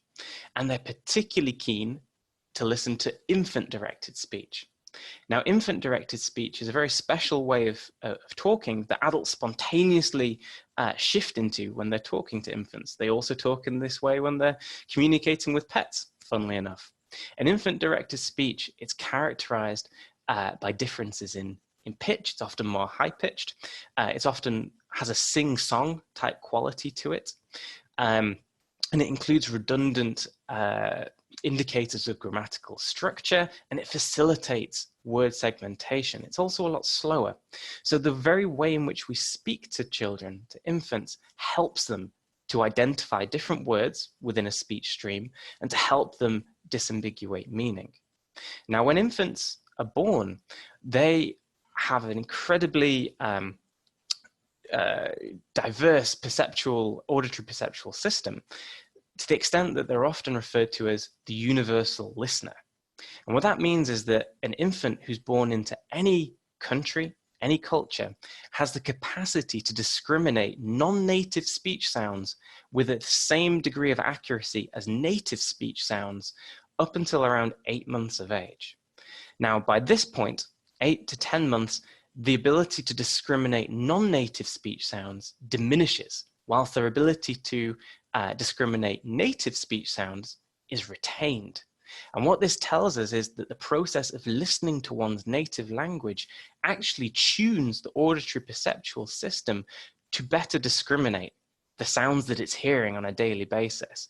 So as we hear more language, we become better able to perceive language. Now, by contrast, for children with autism, they don't prefer to listen to speech over non-speech sounds, and they don't show a preference for infant-directed speech over adult-directed speech. And it's been suggested, and indeed there's evidence suggesting, that the absence of these preferences statistically predicts speech comprehension and production over time in children with autism. So those children with ASD who show the weakest preferences for speech in infancy prior to diagnosis actually result in having the most severe impairments in language development later on. And it's been suggested that this diminished preference for infant-directed speech could actually serve as an early diagnostic marker, although further research is needed because there is considerable variation across individuals on the spectrum. Now, enhanced auditory perception is a very common trait in autism. ASD is characterized by sensory differences and often over sensory stimulation, and the auditory processing differences factor into this, this broader sensory experience.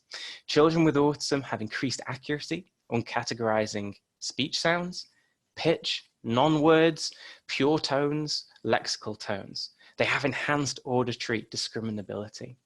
And children with autism who have the most advanced or the most finely tuned auditory discrimination skills are actually most likely to be delayed in speaking their first words.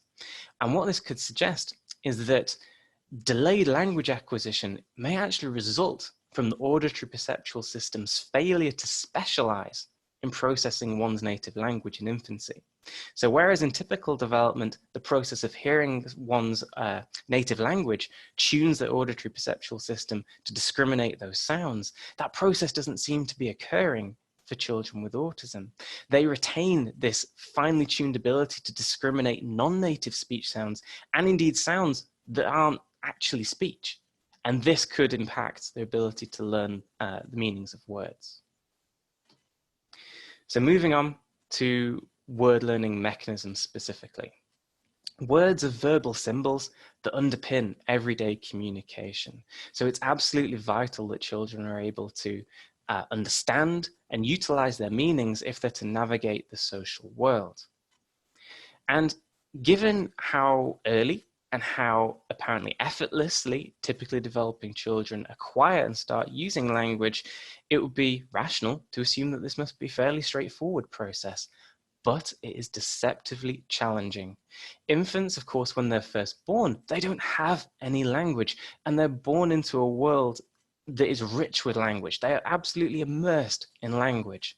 And of course, they don't know the meanings of any of the words that they're hearing. And the meanings of words are culturally specified. It's not the case that you can simply map any given word to any given referent. Otherwise, we'd all have different meanings for the same words and wouldn't be able to communicate properly. So the challenge faced by children is identifying what words go with what reference when there are potentially innumerable potential referents out there in the environment. They have to narrow their attention down to the correct ones. And this challenge was beautifully illustrated by Quinn in 1960 with what's now famously known as the Gavagai problem. So imagine that you're an explorer visiting a foreign country for the first time, and you're communicating with a native.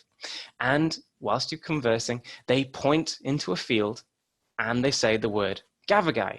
And you follow their point and you see a bunny rabbit running through the field.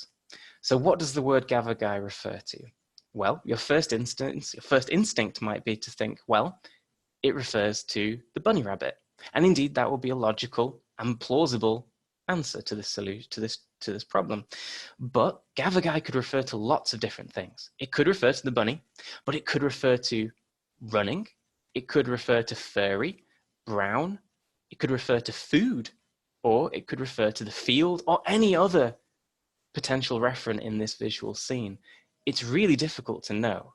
Unfortunately, children bring to bear a range of strategies and heuristics that can help them solve the problem of referential ambiguity in word learning.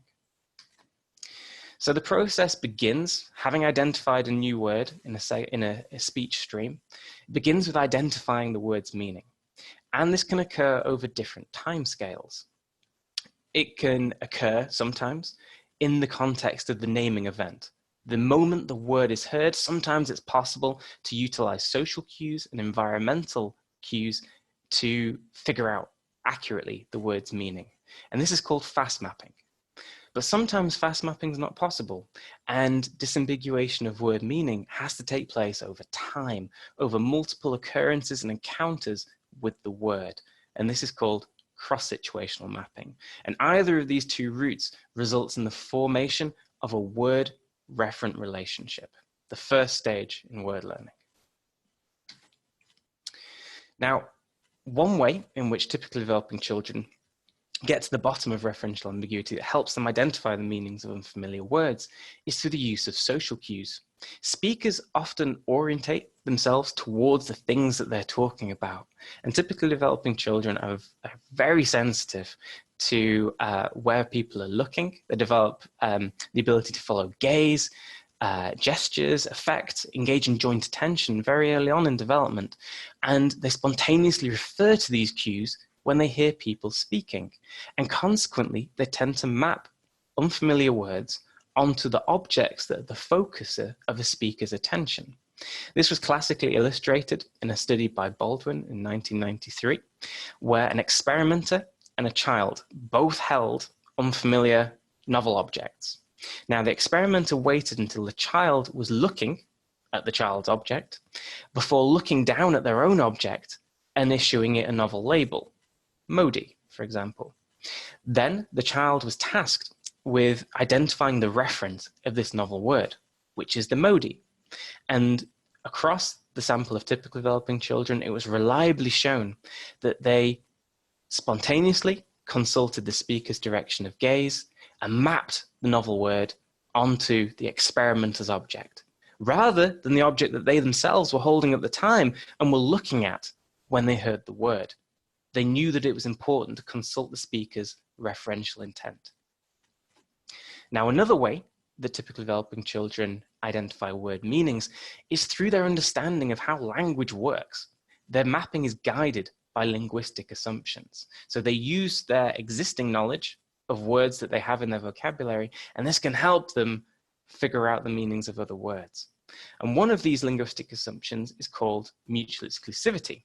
And it's the principle that one word goes with one object. And they use this principle to assign novel words to unfamiliar objects when they appear alongside objects that are familiar that they already know names for. So in this example, on this slide, imagine a very strange situation where a child sees these three animals and they hear the phrase, "Look, an okapi." So the challenge faced by the child is, what is an okapi? Well, they know that it's not the animal on the left because that's a cat. And if it's a cat, it can't therefore also be an okapi. They know it's not the animal on the right because that's a dog. And if it's a dog, it can't be an okapi. So through process of elimination and the use of mutual exclusivity, children are able to narrow down their attention to the correct intended referent and map okapi to the only unfamiliar object that's present in the scene. But some word learning situations are highly ambiguous, and it's impossible to accurately fast map due to the absence of social cues or environmental cues that can help them figure out word meanings. So in this example, we're presented with two unfamiliar objects, and we hear the word blicket. So which is the blicket? Well, we haven't got enough information to answer that question accurately. Either of them could be the blicket. You may have a feeling about which one's the blicket if you make inferences based on sound symbolism, but we don't know reliably. Then we encounter another pair of objects, the same pair that we've seen before, but this time we hear the word zepper. Now, both of these objects are already associated with the word blicket, and there's still nothing to separate them. They both conceivably could be a zepper. Then we encounter a third pair. One of these objects we've seen before, and one of them is brand new. and we hear the word blicket again. Now, if we've been keeping track of the co-occurrences between words and objects, we can use those statistical correspondences to accurately infer that the green spiky object is the blicket. And the red object that we see previously, that must have been the zephyr. And the yellow object, we don't know the name for that. And this is exactly how typically developing children get to the bottom of identifying unfamiliar word meanings in these individually ambiguous situations. From 8 months of age, typically developing children are really good at tracking cross-situational statistics between words and objects, and can use these cross-situational statistics to accurately, reliably map word-referent pairings. So this leads us to the question, having identified accurately what a word means, the object that it might refer to, does mapping equal learning? Have we retained the word? Is the word now in our vocabulary, enabling later retrieval when we hear it again? Well, the answer is no. Extensive research with typically developing 2-year-olds demonstrates that they often forget new words just 5 minutes after identifying their meanings. Typically developing children, toddlers, are very, very good. They can perform almost 100% accuracy on a fast mapping task involving social cues or mutual exclusivity. But then you test them on their meanings 5 minutes later, and it's as if they're guessing, as if they've never encountered these words before. And what that tells us is that figuring out what a word means in the moment that it's heard is not sufficient for long-term learning, and therefore retention must be underpinned by a different psychological mechanism.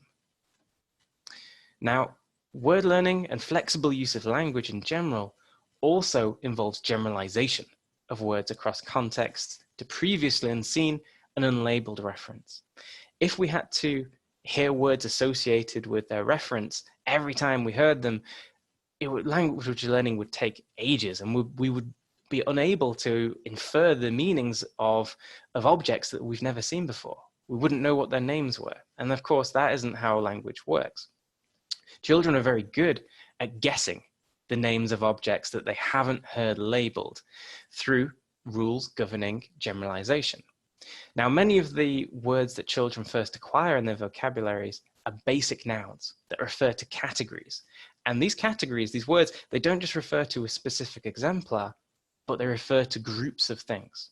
So for example, the word dog might first be learned in association with the family pet at home, but the child needs to learn that dog doesn't just refer to their family pet at home, but it refers to lots of other different exemplars out in the world that have certain similarities, but also they're very visually distinct. And the child's challenge is to identify the visual cues that determine category membership, whilst not really paying attention to the cues that are category irrelevant. And the cue that is most important that children end up paying most attention to, of course, is shape. The shape of something determines what it is, what the object is, and therefore what the label it should receive. Now, by 24 months of age, roughly, children develop another lexical heuristic called the shape bias. And this then governs their generalization of words and unfamiliar words that they acquire newly into their vocabulary. And the shape bias unfolds and develops in a sequence of steps. At step 1, it begins with the child mapping the same word onto multiple different exemplars of an object category. So they might map the word ball to a red ball, to a blue ball, to a green ball. Then, as they map more and more objects to the same word, they come to realize similarities across those objects. Balls are round, cups are cup-shaped. And as they realize the similarity across members of more and more categories, they infer a general rule. X's are X-shaped.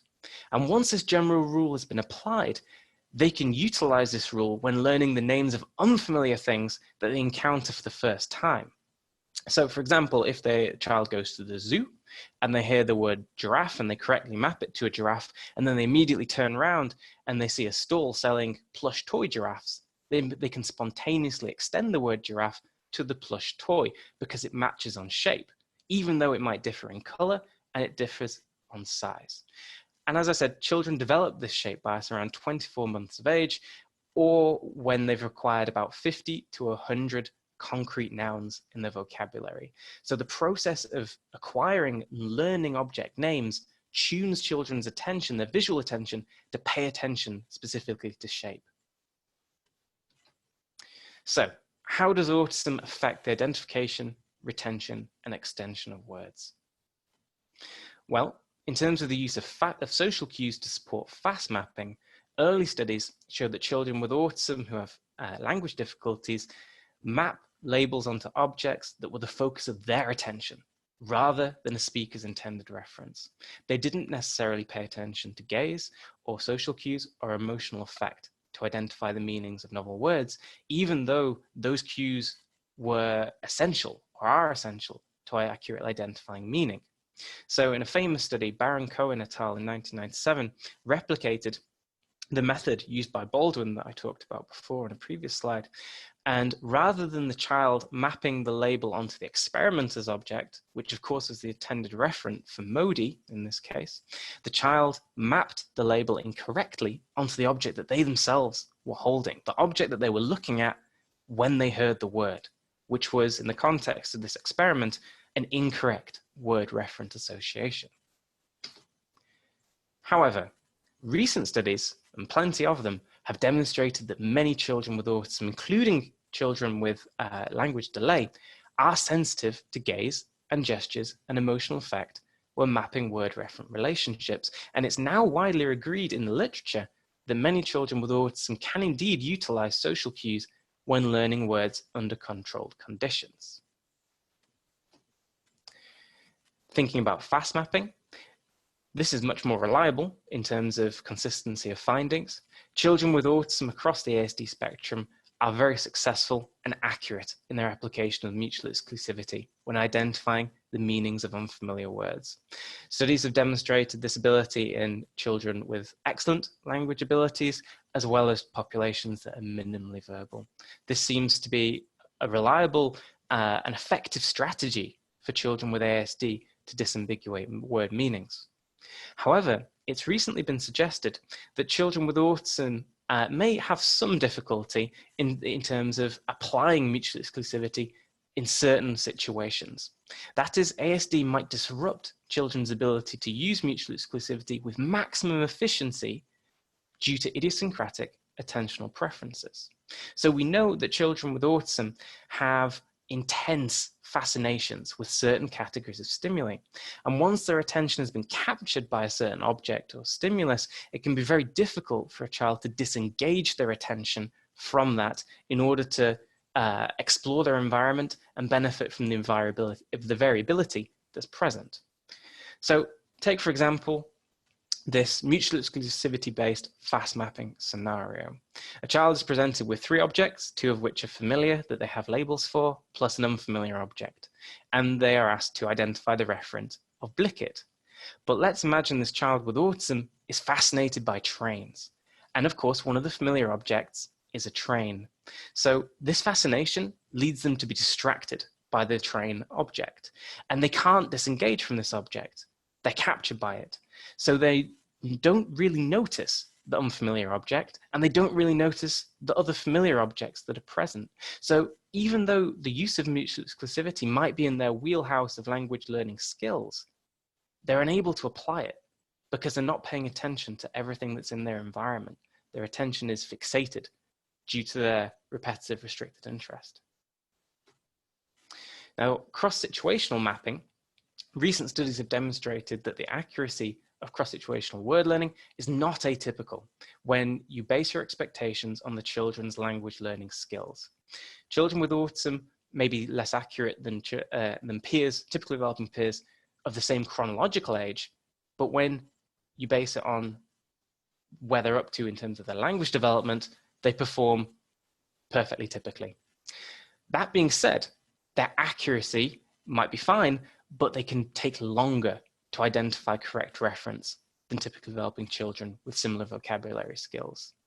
And what that tells us is that there are important implications for when language is being presented at a fast rate, presented rapidly, particularly in natural communicative contexts. It's important to recognize that in these controlled experimental conditions, language is presented at a very steady rate, and children are often provided with unrestricted processing time. They can take as long as they want to respond and to think about it. So whilst their accuracy may not be any different under these conditions, if they're pressed for time when language is presented rapidly and they have to keep track of word referent associations in speech that is presented quickly, that could have an impact on accuracy. Indeed, language learning accuracy in cross-situational word learning is predicted by receptive vocabulary, which suggests that those children who have the most profound language deficits may struggle with keeping track of cross-situational word referent associations. So thinking practically, we know that children with autism across the spectrum can accurately identify novel word meanings when visual and auditory stimuli are presented in favorable ways. When children can utilize their existing knowledge of language to apply mutual exclusivity, when language is presented at a steady pace, when children can utilize their strong skills in associative learning for cross-situational word learning. However, attentional and sensory differences may impact children's identification of meaning under natural learning conditions.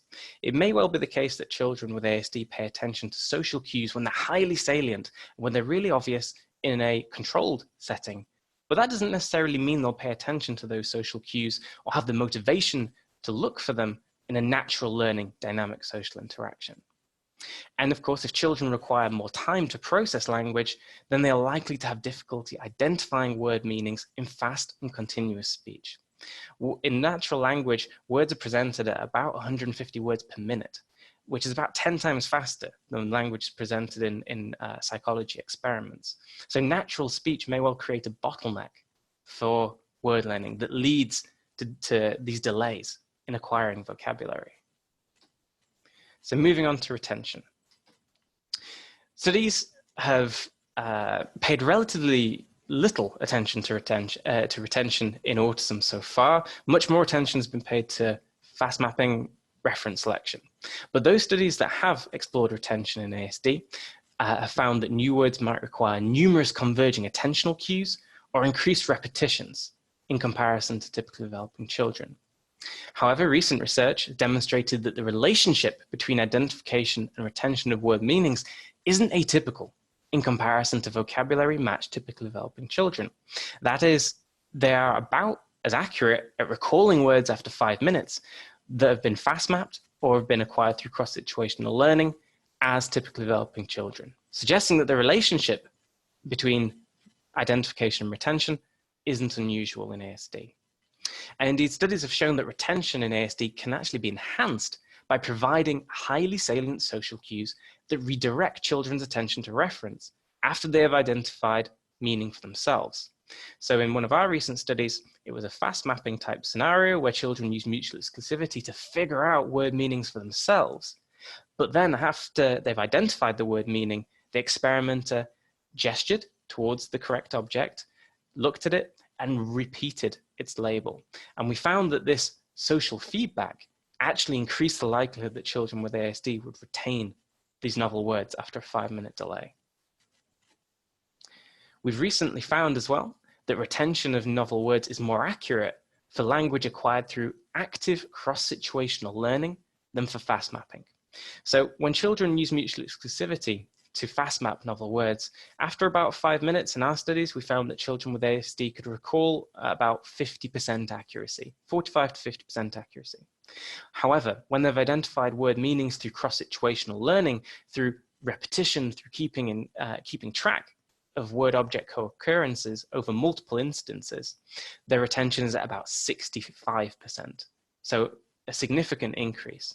And what this tells us is that the tracking of co-occurrences between words and reference over multiple encounters helps children to develop robust representations of meaning that degrade at a slower rate. They're less likely to just leave the child's memory after 5 minutes. They're more likely to be retained and recalled. And we've also shown that providing attentional cues during cross-situational learning can accelerate word-referent mapping and increase their accuracy of word-referent mapping without being detrimental to retention. So in one of our studies, rather than just leaving the child to keep track of word-object correspondences and that being their only way of identifying meaning, in one of our studies, we provided social cues. So a face actually turned and looked at the correct referent for the novel word. And that was a reliable cue to meaning. And we found that children with autism followed that cue accurately, and they were no worse when we tested them later on retention. But they were no better on retention either. So what that tells us is that providing these social cues, it doesn't necessarily increase the likelihood of retention after 5 minutes, but it increases their accuracy of statistical input because they're getting more and more correct pairings, right, between the word and the object, and it's helping them speed up their mapping of word-referent relationships. And together, over the long term, beyond 5 minutes, that could increase vocabulary acquisition. So thinking practically again, we know that children with autism may demonstrate better retention of words that they've learned actively rather than passively. Studies that show weaknesses in word learning in autism often involve experimental setups, where the child has to sit and watch something take place. And after they've watched this event, they're then tested on whatever they've learned through observation. In our studies, we actively engage the children in learning. They have to figure out independently for themselves what a word refers to. Even if a cue is provided, they still have to make a choice. They have to follow the cue and make a choice as to what the word refers to. And we find that in those situations, children with autism demonstrate learning that is commensurate with typically developing peers with similar language skills. We've also found that directing children's attention to word reference at the right time may have benefits for learning. Providing attentional feedback might increase the likelihood of retention following word referent mapping, and providing cues that help children figure out word meanings for themselves to identify meaning can accelerate and increase the accuracy of their mapping, which could have long-term benefits. And repetition of word referent pairings across time and context may be necessary to support long-term learning. It's not enough for a child to figure out or accurately identify a word's referent in a one-off naming event. That doesn't mean that that word has been learned. It could be that repetition across different times, different contexts, over different days is required for that word to enter the child's receptive or expressive vocabulary. So extension of meaning. We know that many children with autism really struggle to generalize information and behavior across different contexts. This is a real challenge for anyone who's delivering interventions. Promoting adaptive behavior in one context and then encouraging children to generalize it to different contexts or to different interactive partners can be really difficult. And this difficulty also manifests in the extension of verbal labels to novel reference. So despite possessing expressive vocabularies that exceed 100 concrete nouns, many children with autism do not appear to show a shape bias. So despite possessing an expressive vocabulary that we know is sufficient in typical development to support the emergence of the shape bias, children with autism aren't preferentially attending to shape. So that suggests a discrimination between, a discrimination between the maxims that govern word learning and children's development of a lexicon, their vocabulary. And in one of our early studies, we found that minimally verbal children extended labels to pictures and objects based on color just as frequently as shape. Now, they did generalize based on shape, which of course is a category relevant cue. That's useful and that's correct, but they overgeneralized labels based on color, which is a category irrelevant cue. So, and by overgeneralizing labels, you're not going to be accurately mapping novel word referent relationships as typically developing children would be. And it's been hypothesized that the absence of this shape bias in autism could be linked to lots of different cognitive processes. Differences in visual processing. So we know that children with autism encode and process visual scenes in a more piecemeal way, rather than focusing or deriving holistic global meaning from a scene. They tend to pay attention to fine details, localized elements, and that's called weak central coherence.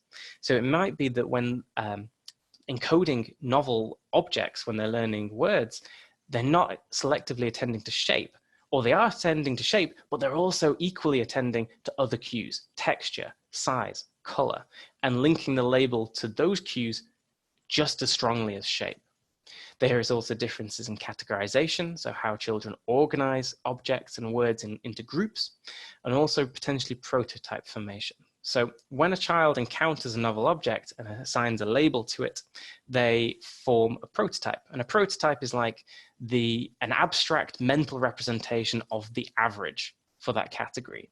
So thinking back to a slide that I showed you previously about learning the word dog, and how that extends to lots of different dogs that vary quite markedly in terms of lots of visual properties, a child, once they've learned the word dog, will have a prototype in their head of what a dog is. And each time they encounter something in the world that could potentially be a dog, it will be compared against that prototype. And if it sufficiently matches, the label dog will be extended. And we know that due to differences in visual processing and categorization in autism, there may well be differences in the kinds of prototypes that are being formed by children with autism. And this is a topic for future research. We have one of our PhD students at Lancaster who's currently investigating this in detail, trying to unpack some of the reasons and differences in cognitive processes that are underpinning differences in shape bias in ASD. However, typical shape-based label extension is observed when individuals with autism have unimpaired language development. So for individuals where their vocabulary learning is commensurate with their chronological age, or in children who have got delayed language, but their verbal mental age exceeds 4.5 years, rather than about 2 years. We've also recently found that generalization after 5 minutes is unimpaired in comparison to vocabulary matched typically developing children. So their ability to extend labels based on a mental representation rather than categorizing based on an example that is visually present, that seems to be strong and unimpaired. And together, these results suggest that the development of a shape bias in autism might just be delayed rather than qualitatively atypical. So in terms of practical implications, it might be that children with autism simply need to acquire a substantially larger vocabulary than typically developing children before they develop a shape bias. It might be that they just need more information about words and objects and how they relate to one another before they can figure out that shape is the key to constraining novel word-referent relationships. And that the need for increased data, that could be linked to these differences in the way in which children with autism perceive the world visually and the way in which they're categorizing stimuli. The preference for shape-based generalization and whether or not a deficit is exhibited in different situations could be dependent on the way in which it is being tested. So in those studies that show differences in shape bias tend to allow for categorization. So they'll present objects or words and they'll present a series of stimuli that a child could categorize as being a referent. So they might present a series of pictures and say, is this a blicket? Is this a blicket? Is this a blicket? Whereas those studies that show intact or normal shape-based generalization tend to present forced choice options to children. So they might present 3 objects and say, which one is the blicket?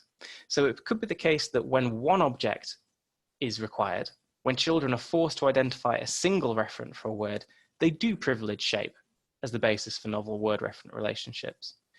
But when given the option to apply the word to lots of different things, lots of potential reference, that might be where this limitation in overgeneralization occurs. They might be more willing to overextend based on other perceptual similarities beyond shape. It's also possible, although it would need to be studied in future research, to accelerate the development of the shape bias or to elicit the development of the shape bias in autism and potentially improve retention through training with multiple exemplars. So multiple exemplars simply refer to differently colored variants of a particular object that you're trying to teach the label for. And a study with typically developing children showed that it's possible to elicit the shape bias earlier in development by training children with multiple exemplars. And not only does the shape bias emerge earlier than it's supposed to through this training, but it leads to a surge in vocabulary acquisition. Now, training with multiple exemplars could be a way of helping children with autism identify the importance of shape, which could then help them acquire novel vocabulary. But this is a question to be addressed in future research. So to conclude, when expectations are based on language abilities, children with autism can learn novel words as effectively as typically developing children under controlled conditions. Extensive research now has demonstrated that the mechanics of word learning are often intact, at least at levels where you'd expect this to be based on children's overall language ability. And indeed, the relationships between these mechanisms don't seem to be qualitatively atypical. So this leads us, or leaves us, in an interesting situation where children who have got delayed vocabulary acquisition, delayed language learning, are demonstrating intact mechanisms for word learning in experimental situations. And so the objective for our future research and our current research is to figure out why that may be. And we believe it's the case that autism affects the efficiency of these word learnings by disrupting the intake of information in natural environments. The differences in sensory processing, differences in attention, differences in social motivation are leading to differences in the input of visual and auditory stimuli in natural learning environments that are leading to delays in acquisition, potentially alongside delays in the processing of language, when of course speech is presented at a fast and rapid rate, and there's lots of distractions in the environment. So identifying optimal word learning conditions for children with autism is a really important priority, long-term research objective, and one that's necessary to really improve the provision of interventions to scaffold language learning. Thank you all for listening.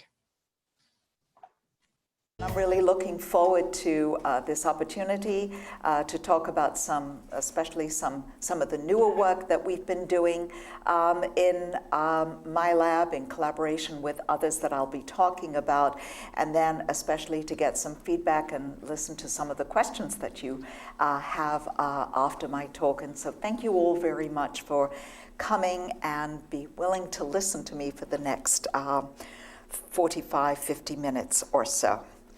Okay, so let me begin by talking about the outline. So this is an ambitious topic. I'm going to talk a little bit about language and communication in autism spectrum disorder, discuss the heterogeneity that we know exists, focus in a little bit on subtypes, as well as the neural bases of language in ASD and siblings. That's actually all by background of what do we know about the endpoint of language in this very complex disorder. I'm then going to switch to thinking about what's really in the title. Well, what are the origins? And I always say about my career, I started at one end of the life cycle, focusing on the endpoint of language, and I've been able to move my way back in time as new paradigms and new tools have become, and new opportunities for collaboration, I should say, have become available.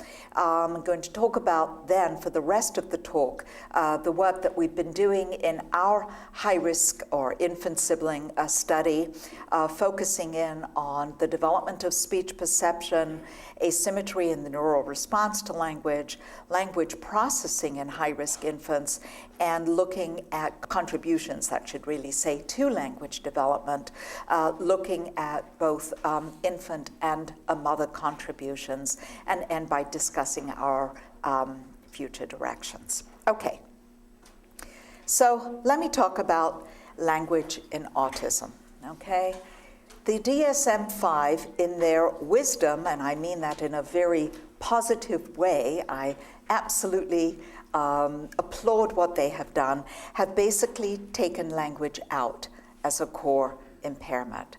Having said that, we could either pack up and go home, because that's what I'm going to talk about today, or say, well, even though it is clearly not a core symptom, there's something very, very important, fundamental about trying to understand the phenomenon of language in autism spectrum disorder. Why? Well, first of all, we've known for a very long time, from the earliest studies, the earliest descriptive studies of autism, that it's really the single best predictor of long-term adaptive outcomes, executive functions, social cognition, and atypical behaviors. Children and adults with autism who have better language also have better outcomes, better executive functions, better social cognition, and fewer atypical behaviors. So it's really the most important predictor over and above IQ itself.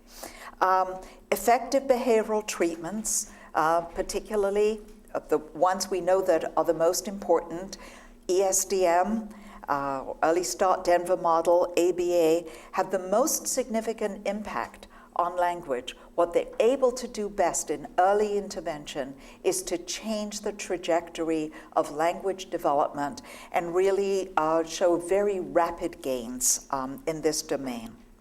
For parents, the child's ability to speak is really the most important factor. That's what they're looking for. If their child can communicate with them, especially using spoken language, that really makes a difference. They feel that they can cope better. They feel that impacts on their own well-being. The genetic liability for autism includes language impairment, and in fact, genetic studies that have basically subtyped their sample on the basis of the certain language phenotypes, such as age of first words or age of first phrases, have actually been the most successful in identifying some risk genes for autism than when they haven't subtyped on language. So language is basically terribly important. So yes, we're here today to talk about a comorbid aspect of autism, not a core symptom, but it's arguably, I think, as important as the core symptoms themselves. So just by way of background, we began a program of research about 15 years ago, and one of the things that we did was to look at some of the variability in language. We've known for a long time that, in fact, the universal impairments that we do see that are still a core aspect of the communication piece of the social communication domain of impairment are in the pragmatic and discourse aspects of language, okay? So individuals across the spectrum have problems with narrative, problems with conversation. And this is part of the core impairment. And we have done quite a bit of research, and so have other people, to suggest that this aspect of social communicative impairment is related to aspects of theory of mind, including some of the precursors to theory of mind development. I'm instead focusing on the structural language aspects, and here is where we see enormous heterogeneity. About 15 to 25%, we really don't have a good handle on this right now, are what we call the minimally verbal. They have almost no spoken language skills. The largest group make up the verbal. They do acquire some spoken language, but they remain behind their peers. So they still retain impairments in language relative to their peers. And this is the group that I refer to in my talk today and in some of the papers that we write as the ALI, which stands for Autism Language Impaired. But then there's a group of individuals, maybe 25%. I think this is a group that's growing relative to the rest of the population, who have intact language. So they have good articulation, intact phonological processing, and they're at their age they're matched to their peers in terms of their vocabulary and their grammatical abilities. This is the group that we call ALN, Autism Language, but Language Normal, meaning that they have intact structural language skills, okay? This is some early work we had done on these different subtypes, the ALN versus the ALI group, that I had done with a postdoc at that time, Margaret Kjelgaard. We published this work in 2001. She then left the field for a research field for a decade, focused her work as a speech-language clinician, and has recently come back to research, and we're now coming back to collaborate on a number of projects together. And basically what you see here is, on the left, this is the ALN group. We give them a bunch of standardized language tests that tap syntax and semantics, or grammar, meaning, nonsense word repetition, which is a phonological processing skill, vocabulary, and articulation. And you see these kids basically have a flat profile on tests that the average child, typical child, scores 100 on, and that's what this ALN group scores. So that's the definition. They have a flat profile. Their language, structural language skills on tests like this are at the average for their age. But this is the ALI group, okay? And this is actually the data that come from the children that have IQ scores above 70. And what you see is that actually they are at age level. They're between 5 and 14, and their articulation skills, their ability to articulate speech sounds in words, pronounce a B, pronounce the vowel sounds, etc., is actually quite okay, okay? They are somewhat impaired in non-word repetition, phonological processing, and vocabulary, and they show the most pronounced impairments in higher level syntax and semantics. And this is an intriguing and distinctive profile. It's what defines them as language impaired. And what we proposed in that original paper was perhaps this group of children with SLI are similar to children who have a different neurodevelopmental disorder, specific language impairment. Because when we look at kids with SLI who don't have autism, they don't have frank neurological damage, they don't have cognitive, nonverbal cognitive impairments, they're not hearing impaired, and they don't come from extreme deprived environments. Nevertheless, they have great difficulty acquiring language. They're delayed in the onset, and they show, when you give them at the age of 5 or 6 the kind of standardized language tests that we gave our children with autism, they show that same profile across those, that uneven profile. So we said, oh, maybe kids with SALI are like children with SLI. So there are 2 clinical diagnostic markers for SLI, for English-speaking children. One is problems in non-word repetition, where they listen to nonsense words and they have to just repeat them back. And also the marking of tense, where if you say, so here's a doctor, what does he do? Well, a child with SLI will say, he study, or he make children cry. Naturally, that's what a lot of our children said about doctors. So for the doctors in the room, that's what you should know children are saying. Well, what do they mean by that? What's wrong there is that they've forgotten to put on the word the S, the makes children cry.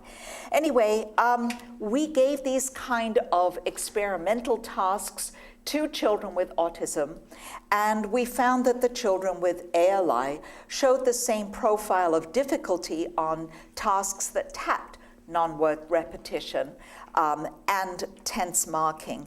And it was the same pattern of performance, saying that they weren't as good, their correct responses were lower. We also found that they showed the same kind of error patterns. So we argued that ALI, children with autism and language impairment, which remember makes up the majority of the population, essentially have autism plus a comorbid SLI.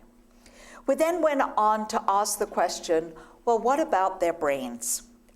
Their brain organization for language. And so we've been looking in particular, we know that in the cortex, there are two main areas that are then connected by some important long-range fibers. In the frontal area, what's called Broca's area, in the frontal regions of the brain, and then in the posterior area, Wernicke's area, in which the planum temporale is a central feature.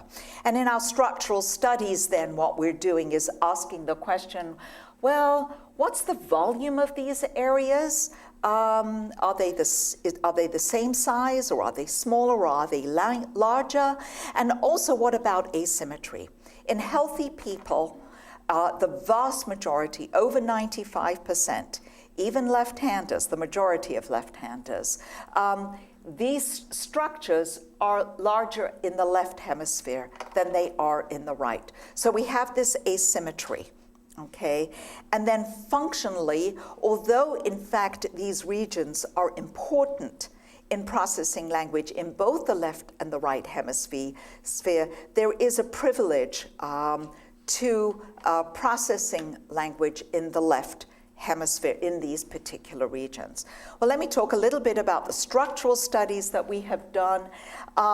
So originally, the first study that came out a decade ago by Martha Herbert and colleagues, and then we followed this up in a new sample. What we found was that there's reduced left hemisphere or even reversed asymmetry in the frontal areas of the brain, okay? And I'll discuss that in relation to this graph in a minute. But we also found that there was exaggerated left hemisphere asymmetry in the more posterior, that planum, that orange area on the previous graph, the planum temporale. So what we did, this is the data from the follow-up study by DeFasi et al. But we actually had 4 groups here, and so did Martha Herbert, who actually had children with SLI in her original sample, who she was comparing to children with autism. And here what you're seeing in red are the typically developing controls. The purple are the ALN group, who don't have structural impairments. The green are the children with autism but with language impairment, and the blue are the SLI children.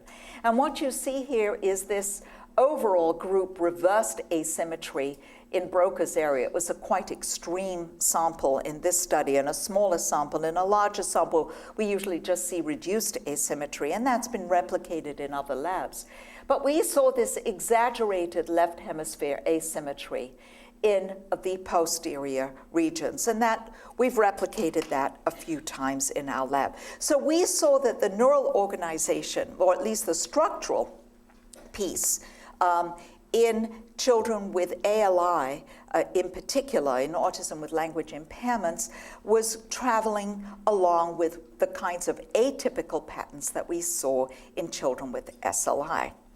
Now, with my doctoral student at the time, Kristen Lindgren, we followed this up. We've been doing a number of different studies looking at the anatomy of language regions, but what Kristen added into this was looking at the unaffected siblings of the children with autism spectrum disorder. So we now were expanding beyond the children with autism to ask the question, well, is this something that maybe travels in the family?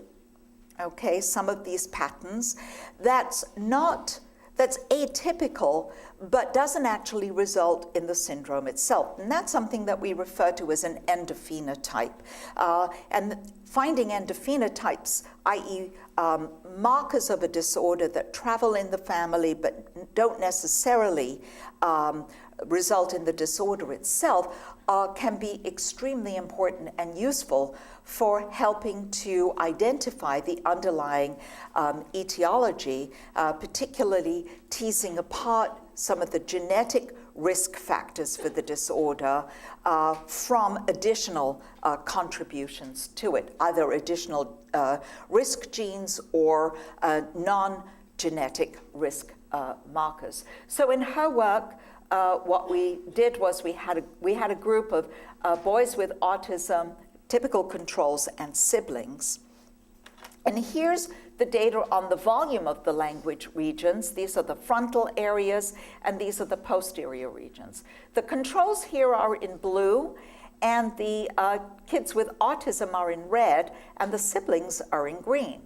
And what you can see is, instead of traveling with the controls, who in fact are what they're like behaviorally, the siblings, in terms of the volume of these areas, are traveling with their autistic siblings, okay?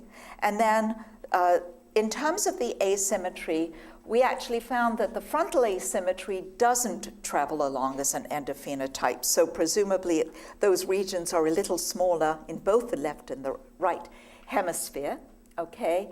But we can see in terms of the exaggerated asymmetry in the posterior region, we're seeing that they're somewhat intermediate, which is often the way endophenotypes will work out.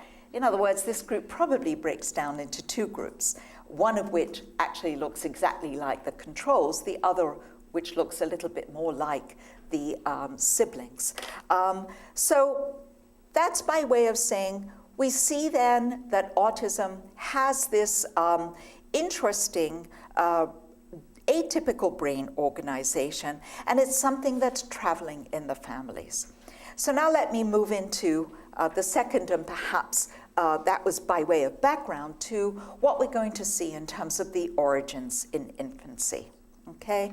Now, I'm sure everyone here is quite familiar with the notion of studying at this stage infant siblings. It's actually hard to remember that, in fact, the first paper that was published on infant siblings only came out 7 years ago in December 2005 by the Canadian group Swagenbaum and his colleagues.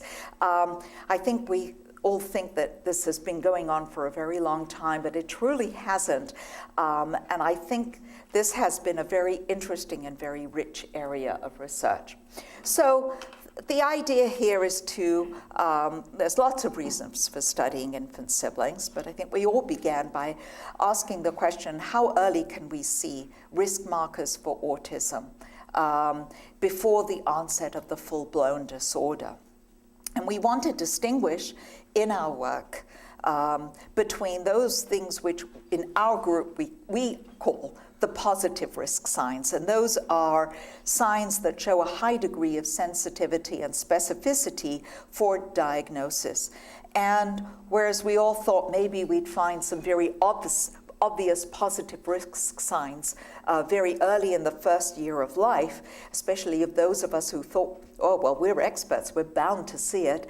I think we know most particularly, I think that's what's been so important about the your projects going on here.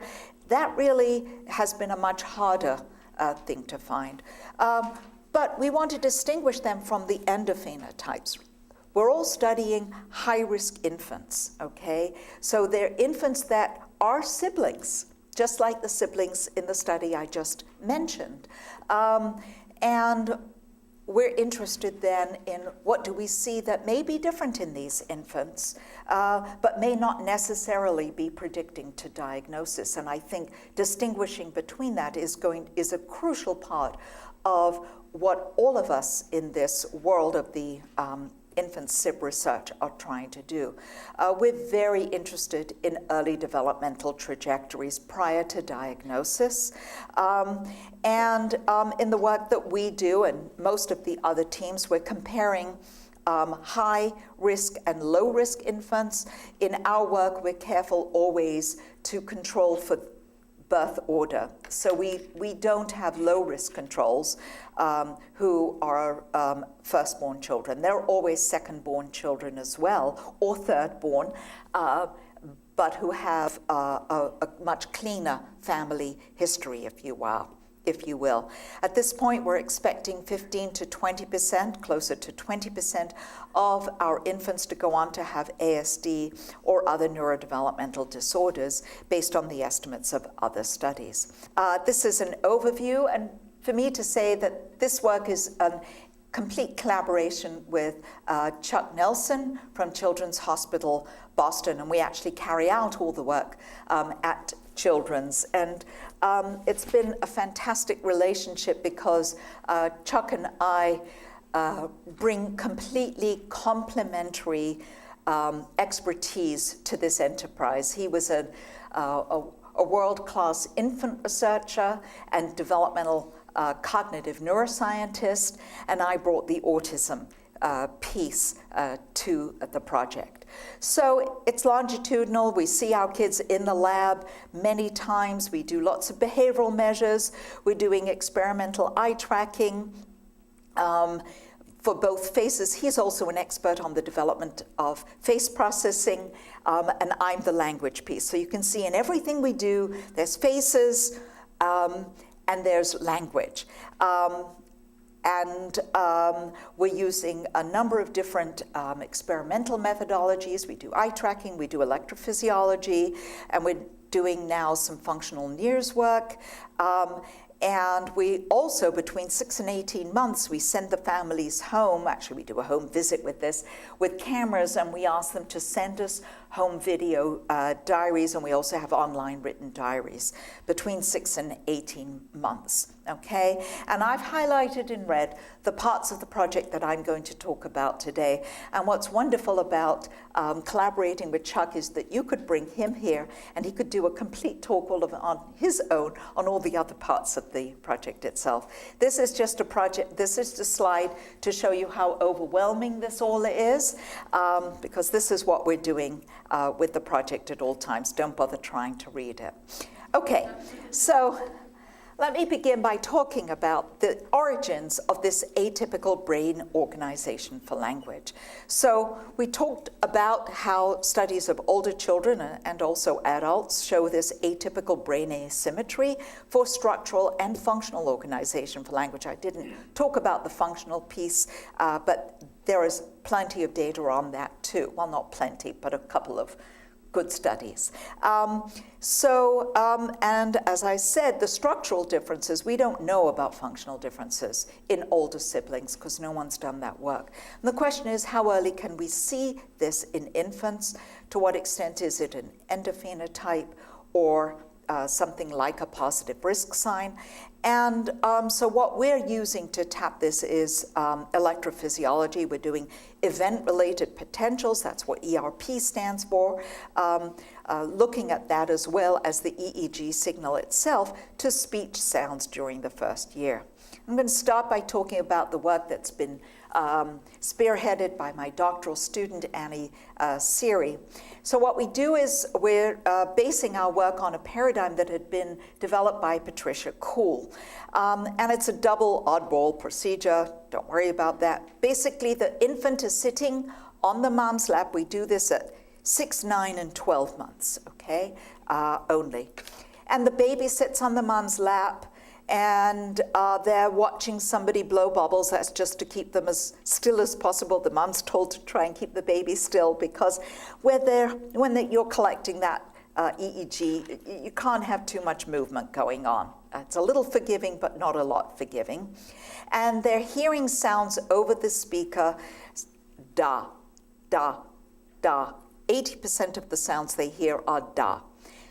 10% of the time, they hear what we call the non-native contrast, okay? And that's a Hindi da, okay? I'm told I say it quite well, but I'm sure those of you here who speak Hindi are a little bit unimpressed, okay? The rest of you don't actually hear a difference between the da and the da, okay? And by 12 months, typically developing babies actually can't make that distinction. It just sounds all like da to them. And then 10% of the time they hear ta, which is distinguished only on one feature, but we all hear the difference. whether we're 6 months old, 12-month-old, or adults, we can hear the difference between da and ta. And so we're asking the question, do we see, the babies are listening to this, and what does their brain tell us the baby's able to perceive in terms of differences? Okay. So, what you see here on this side, to the left in blue are our low-risk controls, and we try as much as possible in our graphs, in our figures on the ISP, that low-risk controls are blue, high-risk are red. What you see here at the top, these are the 6, 9, and 12-month-old babies, okay? And what you see here is that the dashed lines are what we call the deviants. That's the deviant speech sounds, the da and the ta, look different from the standard at 6 months in both groups of infants, okay? They're still looking different from the standard at 12 months, at 9 months. By 12 months, what we're seeing is that the Hindi da is traveling now, is not significantly different from the standard da, and we see the same in both groups. So actually, speech perception abilities are developing the same in both the high and the low risk infants. This is an early part of the ERP signal. This is at around 150 milliseconds. That's called the P150, but you can see there's a range. This is time along the axis here. Now, we then actually start to look at the late slow wave, the part of the signal that's a little bit beyond this piece. The reason we look at that is that that part of the wave is sensitive to asymmetry, okay? What you see here is that there's no difference between, one is the left hemisphere, one is the right hemisphere, okay? There's no difference at 6 months in either group. They're responding in the same way.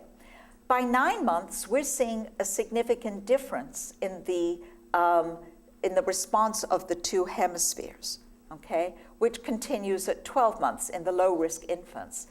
But that's not seen in the high-risk infants. So they're not showing the same development of asymmetry for the functional organization for language in the first year of life. This is to show that at 12 months, these are our lowest controls, actually asymmetry correlates quite significantly with a parent report measure of their language. So there's quite a close relationship between brain and behavior here. Those children who have greater asymmetry actually seem to understand more language at 12 months, okay? No such relationships. This is not a significant relationship at all. Another way of putting that is, yes, they're showing this atypical asymmetry. And what I forgot to say is, the data you saw are the same whether you put in the infants who have a positive outcome, an autism outcome, or whether you don't. And I think the data I showed you here are the ones who don't have an autism outcome. The point is, it doesn't matter in terms of behavior. It's not a marker of a problem because their language is not traveling with this asymmetry. You can have just as good language even if you're not showing this asymmetry if you're in this high-risk group, okay?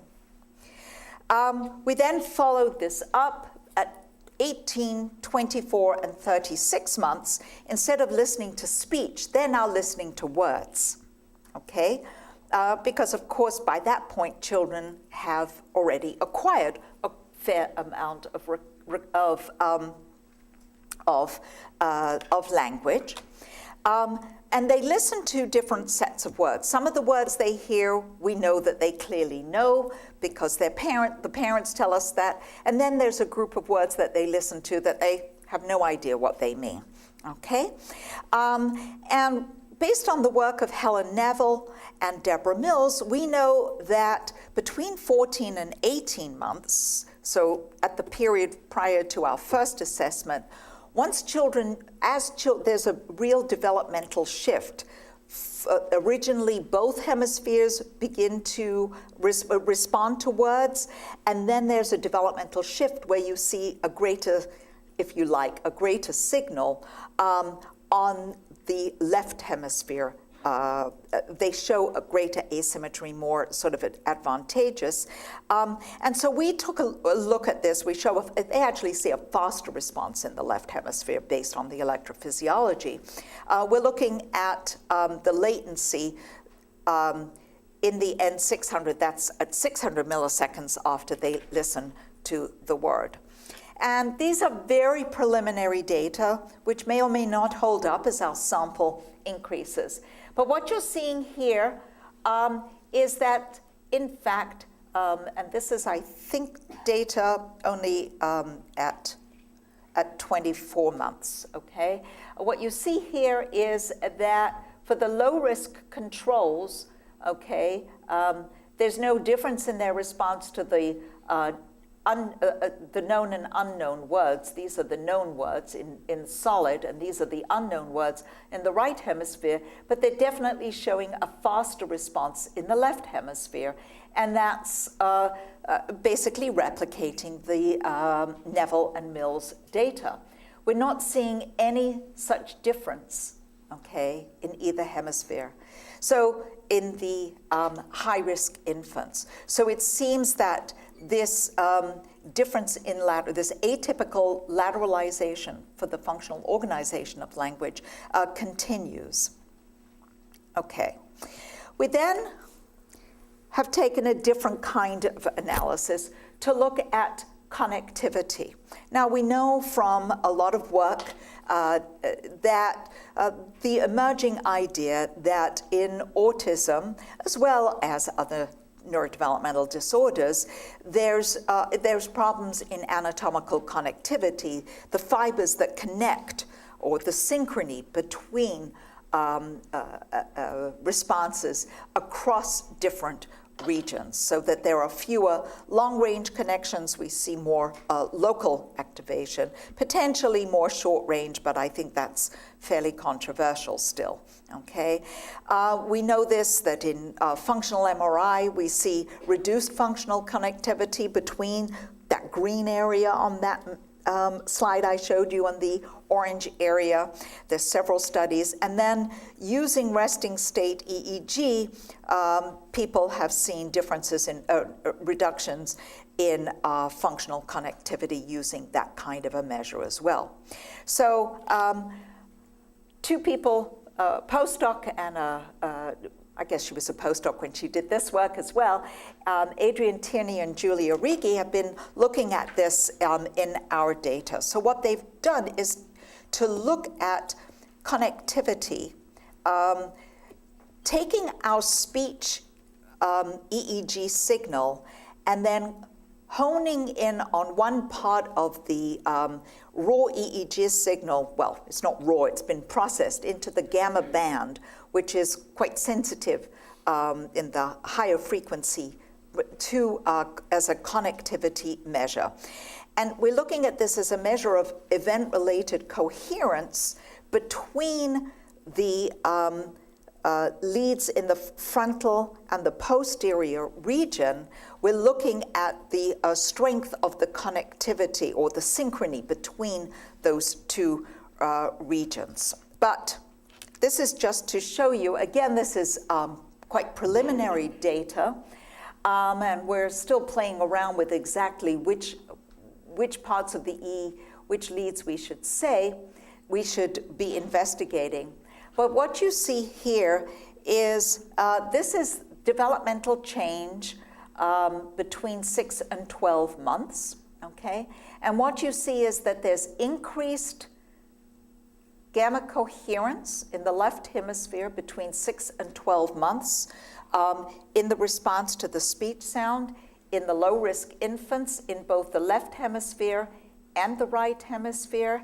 And what we're seeing is in the high-risk infants, no change in the left hemisphere, and in fact, a somewhat decreased asynchrony although that's actually not so. It's just that it's particularly significant at 12 months here. So this is another way of saying that we're still seeing it using a different kind of measure, an atypical response to language. Now it seems we're focusing on the on this functional connection between frontal and posterior areas of the brain that are critical for responding to speech signals. We're then looking at, I'm switching gears now to a different paradigm and a different technology. We more recently introduced into our infancy program functional NIRS, and I'll talk a little bit about what NIRS, near infrared spectroscopy, is. It's another type of brain imaging method that is user-friendly, especially for babies, because they don't have a lot of hair. And again, it's relatively cheap.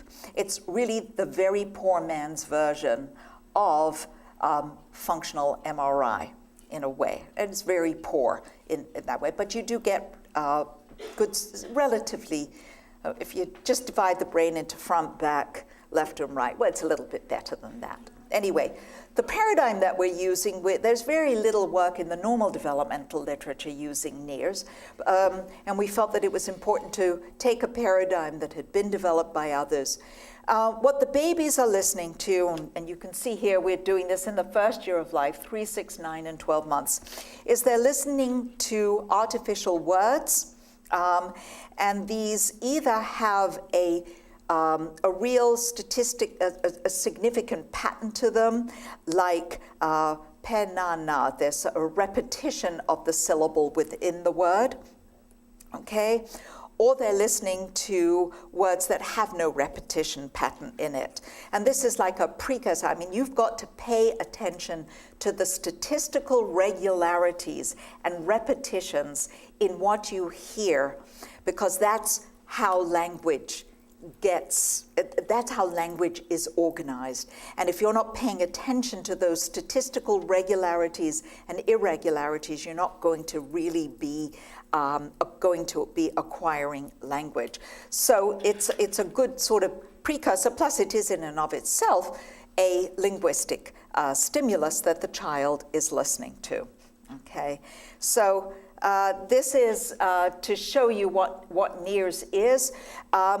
Like functional MRI, you're not measuring anything to do with brain activity itself, which is something that, in fact, you are able to do with EEG as an end point, but it is the electrical activity of the brain that you're picking up. You're not tapping anything that's actually the brain, you're tapping the blood flow like you do in fMRI. And basically, we use light probes, okay, to detect blood flow, just like if I hold this, you see? The light from my laser is able to project it through to my finger. That's pretty much what you're doing here, except that it's not a laser probe, although I think some NIRS systems do use that. And you measure both the oxygenated and the deoxygenated blood, and you basically can separate out the signal between the two. And we have a little homemade cap. You put these probes on. They're not nearly as comfortable, so you try to minimize the number of probes that we put on the baby's caps. It's not very comfortable, but our babies, it turns out, is if you start babies on these things at 3 months, amazingly, when they come back at 6 months or they're sort of used to it. I mean, you'd think they'd only had it once for maybe 40 minutes, but it turns out those babies do much better than if you bring them in when they're, let's say, 9 months, they've never had this before, they don't like it as much, it's much harder to do.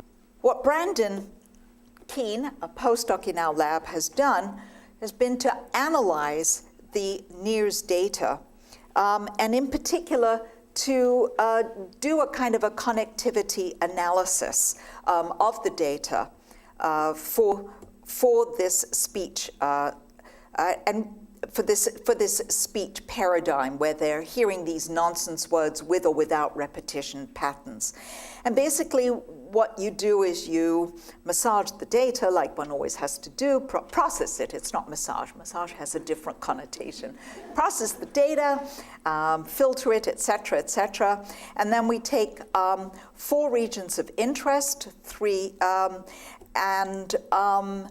with 3 probes for the 4 regions. And the 4 regions are front, back, left, and right. Okay, and here's what you can see are the placement of the probes in the left and the right hemisphere as the baby's listening to these speech signals. And this is a little bit of a tricky slide to read. Here on the top are our low-risk infants, and this is very preliminary data based on small numbers. And here's the high-risk infants, and this is age 3, 6, 9, and 12. And the warmer the color, okay, the higher the correlation between the response in these regions. So it's a statistical correlational measure that we take as a proxy for connectivity, okay, which is pretty similar to the way people have done this kind of work in fMRI studies as well. And the warmer the color, the more the connectivity. The higher the correlations, the greater the connectivity.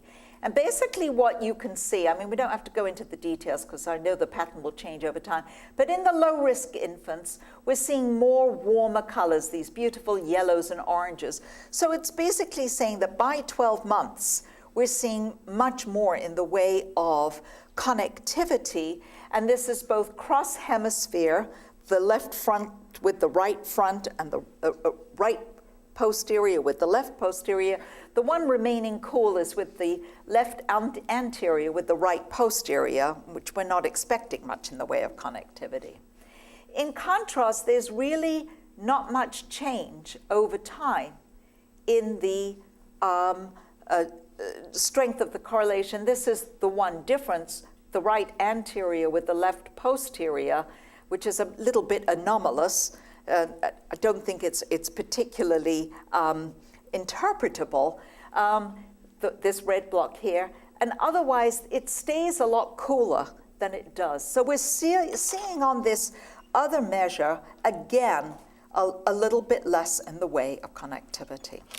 Switch now to our eye tracking measures, where we're using eye tracking in this study as a measure of language comprehension, okay? And in particular, we're interested in the speed of processing, okay? And built on work by Anne Fernald. And what Anne Fernald showed was during the second year of life, second to third year of life, infants are faster at processing language. That's not so surprising. And the way she does this is you present 2 pictures on the screen and you say a word. You know, look at the ball. And the most precise measure of processing speed that you can get is if when the child actually hears the word ball, they were actually looking at the other picture, which was a picture of a book. The speed with which they then switch, because now they've heard look at the ball, when they hear the word ball itself, how quickly do they switch to look at the other side? There's lots of other measures we could look at in these data and are doing. I'm just going to present that as a speed of processing measure. Why? Because what Anne Fernald has shown is that infants who are slower in their response time are at greater risk for SLI, specific language impairment, or language delay in the 3rd and 4th year of life. Okay, it's actually quite an interesting predictive measure. So this is, the analyses have all been done by another one of my doctoral students, Maya Chita. And you can see, so this is just the trials, you know, they see things on the screen, and then the pictures remain on the screen and they hear the word. At this point, after they've been able to look at the pictures, now they hear the word and it stays up and we're measuring the time course of their looking behavior. And these are the preliminary data that we've gotten at 18. We do this at 18, 24, and 36 months. And what you see here is this is, time across here, and these are our low-risk controls, and these are our high-risk infants. And this is the amount of time after they've heard the word that they are able to switch to the other screen. Well, of course, initially, they're just still looking, and these are only data when they've been looking at the wrong picture. And what you can see is among the low-risk controls, they get faster and faster between 18, 24, and 36 months. And that's a nice replication of what Fernald found.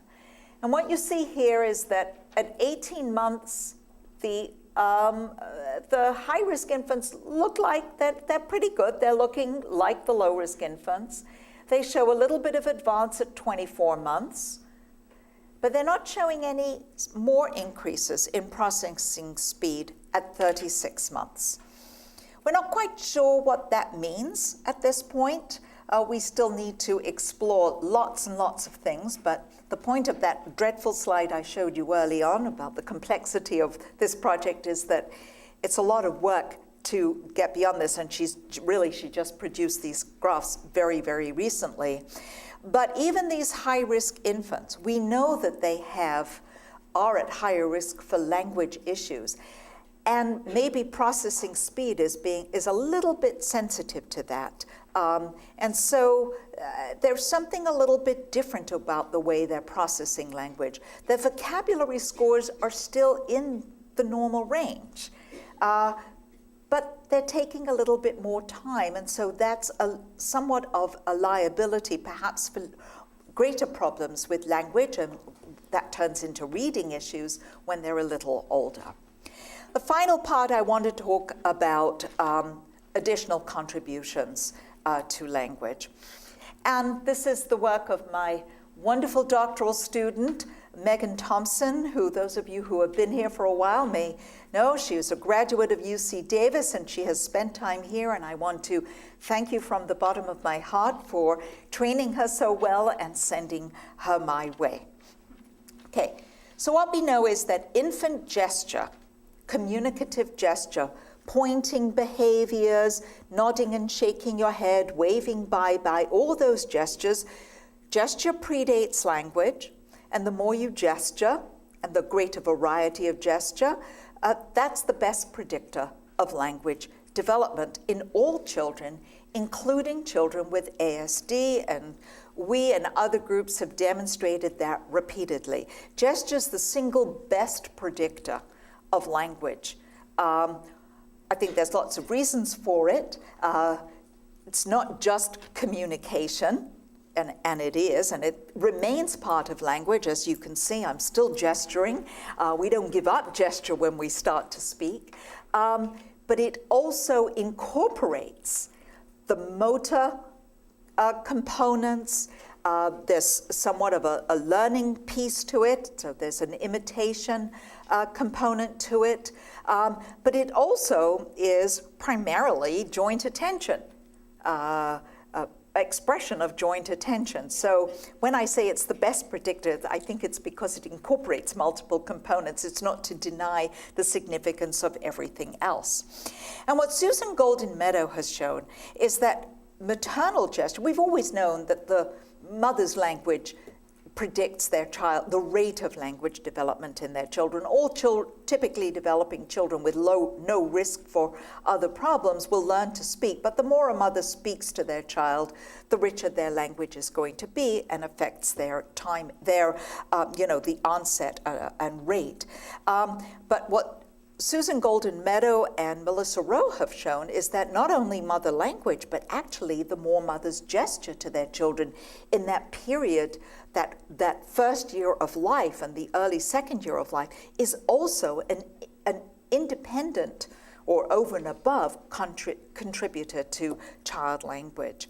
So what Megan looked at was, well, to what extent does maternal gesture predict infant language in high-risk infants? So we coded infant gestures from the observational assessment, but also from a mother-child play session, and mother's gestures. So we coded the infant gesture and the mother's gesture at 12 months, and then we're using language outcome at 18 months.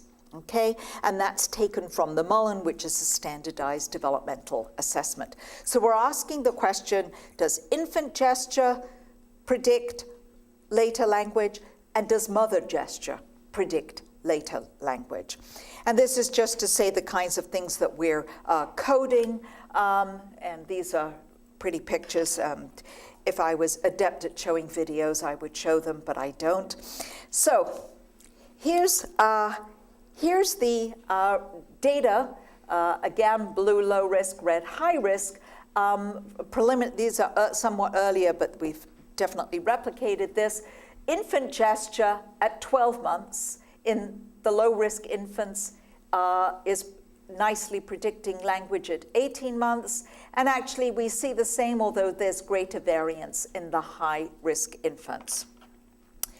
Overall, and I don't have a slide to show this, we do find that when we look at the amount of gesture in the infants with an autism outcome, they show the lowest. So they'd be at the extreme low end of not producing much in the way of gestures at all. They definitely gesture less. Then we looked at maternal gesture at 12 months predicting to language. And in the initial analysis, we get a beautiful replication in our low-risk infants of the Golden Meadow data, but we actually didn't get a significant relationship here. So we then went back and asked the question, well, what's going on? Why aren't we seeing this? And so then what Megan went back and did was she said, well, you know, sometimes the babies aren't looking at their mothers when their mothers are gesturing. So maybe I ought to recode the data and just look at when the infants are in fact more or less looking at their mothers when they're gesturing. And then when she went back and did that, she found that there was a significant relationship. There's still a fair amount of variability. I think what's interesting about this is it didn't really change much for the low-risk controls when we did this, but it did for the high-risk. And that's, I think, a little bit suggestive about perhaps the high-risk infants have somewhat more difficulty that when they're busy looking at this and they're not actually looking at their mother, they're not really paying it, they're not able to process what the mother's doing out of the corner of their eye in quite the same way as the low-risk infants do. And that's, I think, something that's quite interesting. We then asked the question, and this is really a question, we really don't know the answer to this, well, overall, how much are the mothers gesturing? And what you see here is we separated out the kids with an autism outcome from those without. What's really interesting is that the mothers of these high-risk infants are actually gesturing more to their infants than the low-risk controls, mothers, okay? So so they've learned. Now, keep in mind, they already have a child with autism.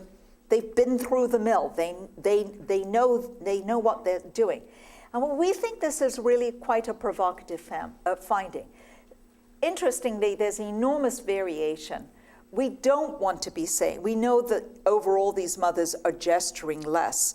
This, in our view, is driven more by the fact that these infants themselves, even at 12 months, are probably less responsive. And we're now trying to do some more fine-grained coding to get at that.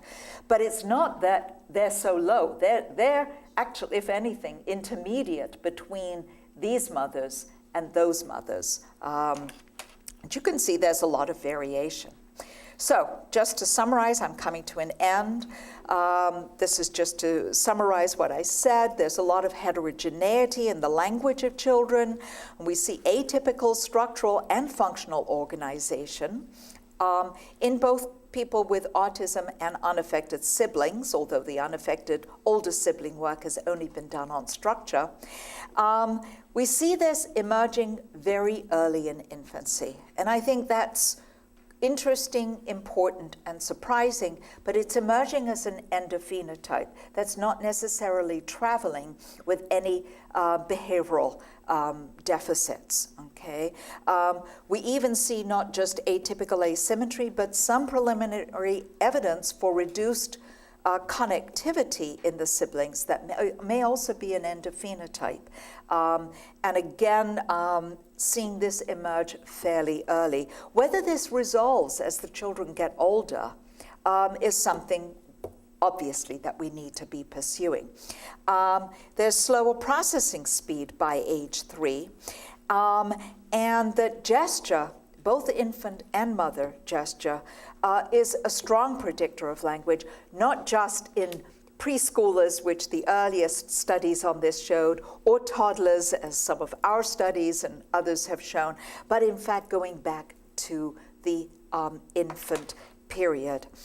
What I want to say is, you know, it's just beautiful this afternoon sitting with Lori Vismara and looking at the parent training of the ESDM program, and you know, they've got it all there, and there's a separate unit. I mean, even though it's incorporated in everything else they're doing, but there's a separate unit on helping parents recognize the importance of gesture along with everything else in those for the early children. Future directions. Oh, we've got so much to do, guys, and just not enough time to do it. We want to look at the longitudinal growth trajectories in all our measures. We want to integrate our measures much more so than we have done. You could sort of walk away from here and say, here are all the gaps in Helen's talk. Looking at, I've talked about all the language pieces. We're also seeing some atypical asymmetry patterns emerging in our high-risk infants in face processing. And I'm not going to talk about that, but the question is, well, do these travel together or not? Is there some relationship going on here? We think we're seeing a lot of things that are different in high-risk infants during the first year of life, none of which are really positive markers, if you will. So we're trying to pursue now some sort of an aggregate or cumulative risk model across our measures, and perhaps try to integrate these. And we've actually already started this with some work on this with people at Pat Levitt's lab in USC with some of the genetic profiles of our high-risk infants. So all I can say is thanks to you, and also to the people who have been funding our work all these years, my major collaborators in the studies I've mentioned here, all the staff and the students in my lab and at Children's Hospital,